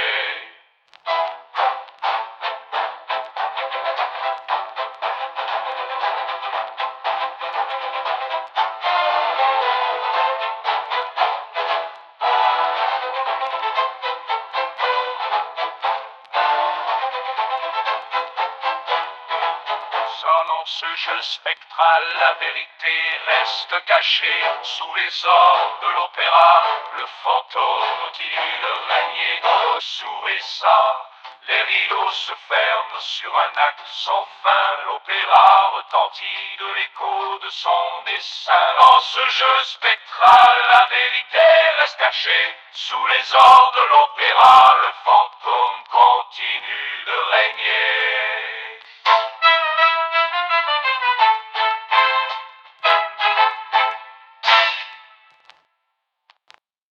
Arriving in the half-darkened corridor of the administration wing, Richard said in a hushed tone to Moncharmont, I am sure that no one has touched me. Now you should watch me from afar in the shadows until I reach the office door. We must not cause anyone alarm, and we will see what happens. No, Richard, no. Walk on ahead. I will walk right behind you. I am not losing sight of one step. Only no one is going to steal our 20,000 francs like that. Well, I should hope not. Mon Dieu, what we are doing is absurd. We are doing everything exactly the same as last time. Last time, I met up with you as you were exiting the stage, around the corner from this corridor, and I followed you from behind. Richard sighed, shaking his head and passively obeying Moncharmont. 2 minutes later, the two managing directors locked themselves in the managerial office. It was Moncharmont himself who put the key in his pocket. We were both locked up like this last time, until you left the opera to go home. That is true. And no one came to disturb us? No one. Then I was surely robbed on my way from the opera to my home. No. That is not possible. Because I was the one who took you home in my carriage. The 20,000 francs disappeared from your house then. There is no longer a shadow of a doubt. That was the belief that Moncharmont had at present. This is unbelievable. I have complete confidence in my servants, and if one of them was guilty of such tricks, they would have been fired by now. Moncharmont shrugged his shoulders, seeming to say that he did not consider the details. Consequently, Richard began to find Moncharmon's attitude quite disagreeable towards him. Moncharmont, that is enough. Richard, this is too much. You dare to suspect me? Yes, of a deplorable joke. One does not joke around with 20,000 francs. I could not agree more. Moncharmont unfolded a newspaper, plunging ostentatiously into reading it. What are you doing? You are going to read the newspaper right now? Yes, Richard, until the time I take you home. Like last time? Yes, just like last time. Richard ripped the newspaper from Moncharmin's hands. Moncharmin stood up, more irritated than ever. He found an exasperated Richard in front of him, crossing his arms across his chest, which has been a gesture of insolent defiance since the beginning. Listen here, I am thinking of something. I am thinking of what I might have thought if, like the last time, after spending the evening alone with you, you took me home, and if, as we were leaving, I found that the 20,000 francs had disappeared from my suit pocket, like the last time. And what are you thinking? I might think that, since you have not left my side, and since according to your wishes you were the only one to approach me, the same as you did the last time, I might think that if those 20,000 francs are no longer in my pocket, they are quite likely in yours. Moncharmont sprang up at the accusation. Oh, a safety pin. What the hell do you want to do with a safety pin? To fasten you up with a safety pin. Safety pin? You want to fasten me up with a safety pin? Yes, to use to fasten the 20,000 francs into your pocket. Like this. Whether it be here, or on the way to your home from here, or at your home, you will feel a hand that tries to pull your pocket. And you will see if it is mine, Richard. Since it is now that you suspect me, a safety pin. And it was at this moment that Moncharmont opened the door to the hallway and shouted, "A safety pin! Who will give me a safety pin?" And we also know how, at the same instant, that Remy, the secretary, who did not have a safety pin, was received by the managing director, Moncharmont, while an office boy provided him with the much-desired pin. And this is what happened. Moncharmont, after closing the door, knelt down behind Richard's back. I hope that the 20,000 francs are still in there. I do too. The real ones? Take a look for yourself. I do not want to touch them. Moncharmont took the envelope from Richard's pocket and pulled the banknotes out, trembling. Because this time, in order to be able to frequently view the banknotes, they had neither sealed nor even glued the envelope shut. He was reassured when he saw that they were all still there and very authentic. He gathered them and put them back in the tail pocket of his coat and pinned them with great care. After which, he sat down behind the coat-tails and never took his eyes off of them, while Richard sat motionless at his desk. Be patient, Richard. We have only a few minutes left. The clock will soon strike 12. The last time it was at the last stroke of midnight that we left. Oh, I have all the patience I need. The time that passed was slow, cumbersome, mysterious, and suffocating. Richard tried to laugh. I just might end up believing in the omnipotence of Le Fantôme. And at this moment in particular, do you not find that the atmosphere of this room has a certain je ne sais quoi about it, which is troubling, uncomfortable, and frightening? Yes, it does. Le Fantôme, if this is indeed a real phantom, who struck this table with 3 sharp knocks that we both heard quite well? Who placed the magic envelopes there? Who speaks in box 5? Who killed Joseph Bouquet? Who brought the chandelier down? And who is stealing from us? Because at last, there is only you and me in this office. And if the banknotes disappear through no fault of yours or mine, we have no choice other than to believe in the ghost. At that moment, the clock on the mantel went off and the first stroke of midnight sounded. The 2 directors shivered.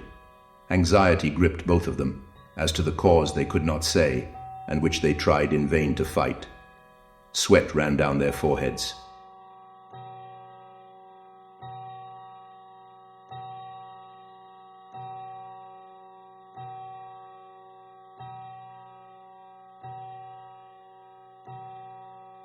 and when the 12th blow resounded strangely in their ears, when the clock fell silent, they sighed and stood up. You can go now. I think so. Before leaving, do you mind if I check your pocket?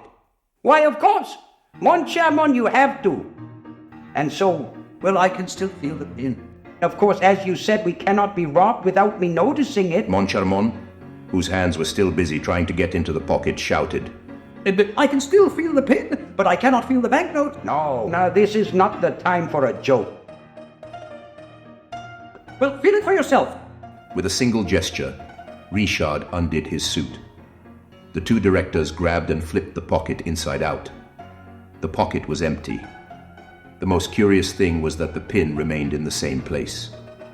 Richard and Moncharmont turned pale. There was no longer any reason to doubt that they were victims of a sorcerer. Les fantômes. But Richard suddenly leapt at his colleague. Only you have touched my pocket, so give me back my 20,000 francs. Give me back my 20,000 francs. On my soul, I swear, I do not have them. And then there was a knock at the door. Moncharmont went to open it, walking with an almost automatic step, barely seeming to recognize Mercier the administrator, exchanging with him a few dull words. He understood nothing of what the other was saying to him, and with an unconscious gesture he deposited in the hand of this faithful servant, who was completely bewildered, the safety pin which was now rendered useless. The first word of the police commissioner, upon entering the director's office, was to ask about the singer. Christine Daae. Is she here? As I have said previously, he was followed by a small crowd. Christine Daae? No, why? As for Moncharmont, he no longer had the strength to utter a word. His state of mind was much more serious than Richard's, for Richard still suspected Moncharmont. But Moncharmont was facing a much greater mystery, the one that has made mankind shudder since its inception, the unknown. Why are you asking me, Monsieur Commissioner, if Christine Daae is here? Because we need to find her. Monsieur le Directeur de l'Académie Nationale de Musique. What? We need to find her. Has she disappeared? In the middle of a performance. In the middle of a performance? That is extraordinary. It is, isn't it? And what is just as extraordinary as her disappearance is that I am the first one to inform you about it. What is this new drama? Oh, this is enough to make one want to hand in his resignation. And he pulls out a few hairs from his moustache without even noticing. So, she disappeared in the middle of the performance? Yes, she was abducted during the church scene, in the moment when she praised tawny angels for help. I'm certain of it. Everyone turned around. A young, pale man, trembling with emotion, repeated, You are certain of what? That Christine Daae was abducted by an angel, Monsieur Commissioner. And I could tell you his name. Ah, Monsieur Vicomte de Chagny. You claim that Mademoiselle Christine Daae has been abducted by an angel. By an angel of the opera, no doubt. Raoul looked around, clearly searching for someone specific. In this crucial moment, when he needed the police's help to find his fiancée, he wouldn't have minded seeing that mysterious stranger again, the one who had just urged him to be discreet. However, the man was nowhere to be seen. No matter, he had to speak. Explaining himself in front of such a crowd, all staring at him with indiscreet curiosity, was impossible. Yes, monsieur, by an angel of the opera, and I will tell you where he lives when we are alone. The police commissioner made Raoul sit next to him and dismissed everyone from the room except for the two managing directors, who did not protest, appearing resigned to the situation. Then Raoul decided to speak. Monsieur Commissioner, this angel is called Eric. He lives in the opera, and he is the angel of music. The angel of music, really? Now that is very curious. The angel of music. And, turning to the managing directors, the police commissioner Mifroy asks, Monsieur, is there an angel in the house? Messieurs Richard and Moncharmont shook their heads without so much as a smile. These gentlemen have heard of Le Fantôme de l'Opéra. Well, I can tell them that Le Fantôme and the Angel of Music are one and the same. And his real name is Eric. The commissioner had risen and was looking at Raoul intently. Pardonnez-moi, monsieur, but do you intend on making a mockery of justice? Me? So what are you trying to say to me with your talk of Le Fantôme de l'Opéra? I said I've heard of Le Fantôme. Monsieur, I hear you know Le Fantôme de l'Opéra. Richard stood up, the last hairs of his mustache in his hand. No, Monsieur Commissioner. No, we do not know him, but we would certainly like to. Just this evening, he stole 20,000 francs from us. Richard turned to Moncharmont and gave him a terrible look that seemed to say, "Give me back the 20,000 francs or I'll tell him everything." Moncharmont understood him so well that he made a distraught gesture. Go ahead. Tell everything. Tell everything. As for Mifroid, he looked at the managing directors and then Raoul, and wondered if he had not wandered into an insane asylum. He ran his hand through his hair. A phantom, who during the same evening abducts a singer and steals 20,000 francs, is a very busy spirit. If you do not mind, we will sort out the questions. The singer first, then the 20,000 francs. Come on, Monsieur de Chagny, let us try to speak seriously. You believe that Mademoiselle Christine Daae was abducted by an individual named Eric. So, you know this individual?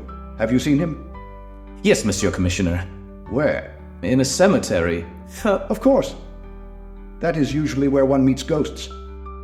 And what were you doing in that cemetery? Monsieur, I know the absurdity of my answers and how it may seem to you, but I beg you to believe that I am perfectly sane. The safety of the dearest person in the world to me, along with my beloved brother Philippe, is at stake. I would like to convince you in a few words because time is short and the minutes are precious. Unfortunately, if I do not tell you the strangest story ever, from the beginning, you would not believe me. I will tell you, Monsieur Commissioner, all I know about the Fantôme de l'Opéra. Alas, Commissioner, I know very little. Keep talking! Keep talking! Unfortunately for their hope of learning some detail likely to put them on the trail of their mystifying thief, they soon had to face the sad evidence that Monsieur Raoul de Chagny had completely lost his mind. The whole story of Perrault, of skulls, of an enchanted violin, and of a man's voice in the guise of Angel's effigy could only have originated in the disturbed brain of a lover. Clearly, the commissioner shared this understanding of the situation more and more. Certainly, the magistrate would have ended these disjointed statements if the circumstances themselves had not taken care to interrupt them. The door had just opened, and an individual strangely dressed in a large black frock coat and a top hat that was both shabby and shiny, which came down to his ears, made his entrance. He ran to the commissioner and spoke to him in a whisper. Some agent of the Sûreté had come to report on a pressing assignment. During this discussion, the commissioner never took his eyes off Raoul. Finally, addressing him, he said, Monsieur, that is enough about the phantom for now. Let us talk a little about you, if you do not mind. Were you supposed to elope with Mademoiselle Christine Daae tonight? Yes, Monsieur Commissioner. At the end of the performance? Yes, Monsieur Commissioner. Were all your arrangements made for this? Yes, Monsieur Commissioner. Raoul handed the commissioner a detailed itinerary. The carriage that brought you here was supposed to take both of you away. The coachman was informed. His route was planned in advance. Even better, he was supposed to find new horses at each stop. Oui, Monsieur Commissioner. And yet, your carriage is still here, waiting for your orders, on the side of the rotunda, is it not? Oui, Monsieur Commissioner. Did you know that there were 3 other carriages parked alongside yours? I did not pay any attention to them. One belonged to Mademoiselle Sorelli, who could not find a place in the court of the administration. Another belonged to Madame Carlotta, and one was your brother's, Monsieur le Comte de Chagny. That is possible.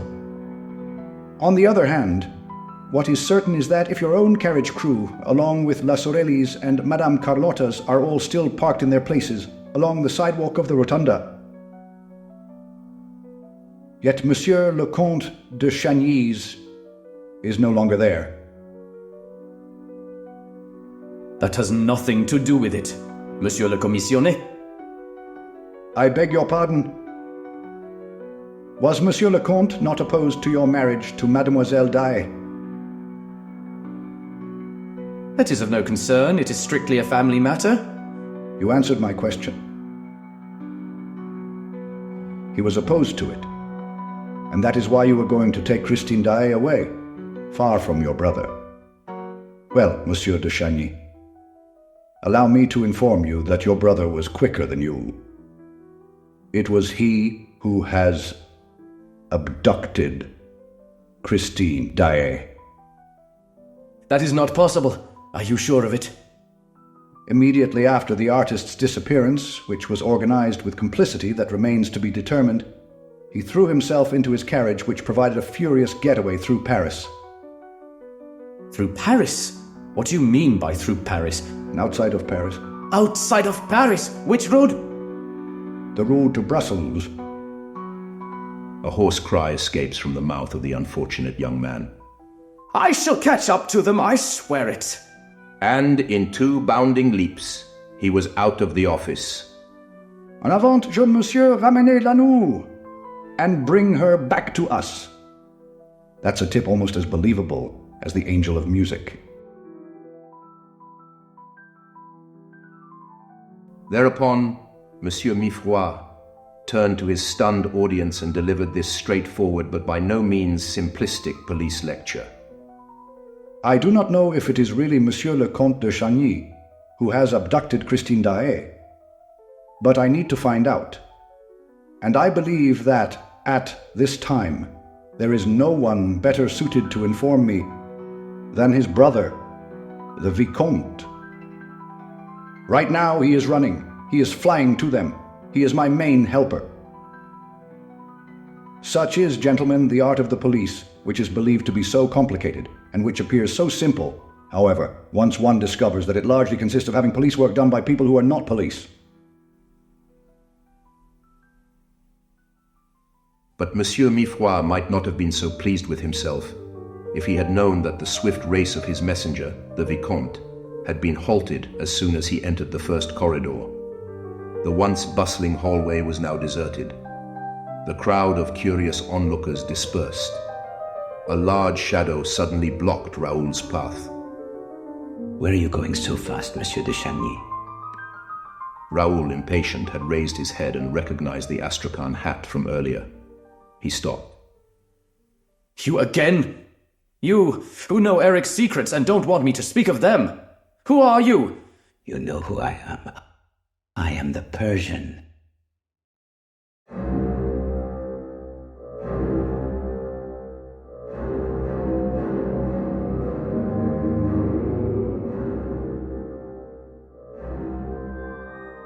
La petite haute pensait à tout. Un papillon est flotté dans le rayonnement doré du soleil. Dans ses boucles jaunes, elle portait la couronne du printemps. Son regard était l'âme si bleu clair et pur. L'hôte douce, l'hôte dans l'éclat de la lumière. Ton cœur battait fort dans la chaleur de la prière. Chantant pour l'oiseau dans sa cage si froide. Ton amour sincère, une mélodie de joie. Elle câlinait avec sa mère. Elle était une poupée fidèle, regardait ses vêtements et ses chaussures rouges. Et par-dessus tout, elle aimait un petit oiseau que son père avait attrapé l'hiver dernier dans la neige. L'hôte douce, l'hôte dans l'éclat de la lumière. Ton cœur battait fort dans la chaleur de la prière.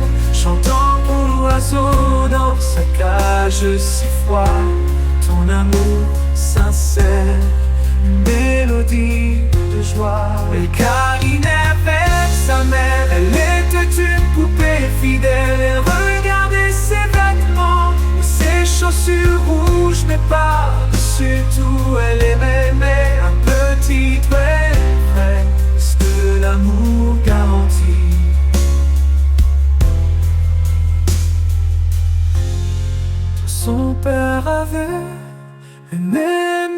petit oiseau que ce que l'amour garantit. Son père avait une leçon de vie. Que la liberté vraie, est-ce que l'amour garantit?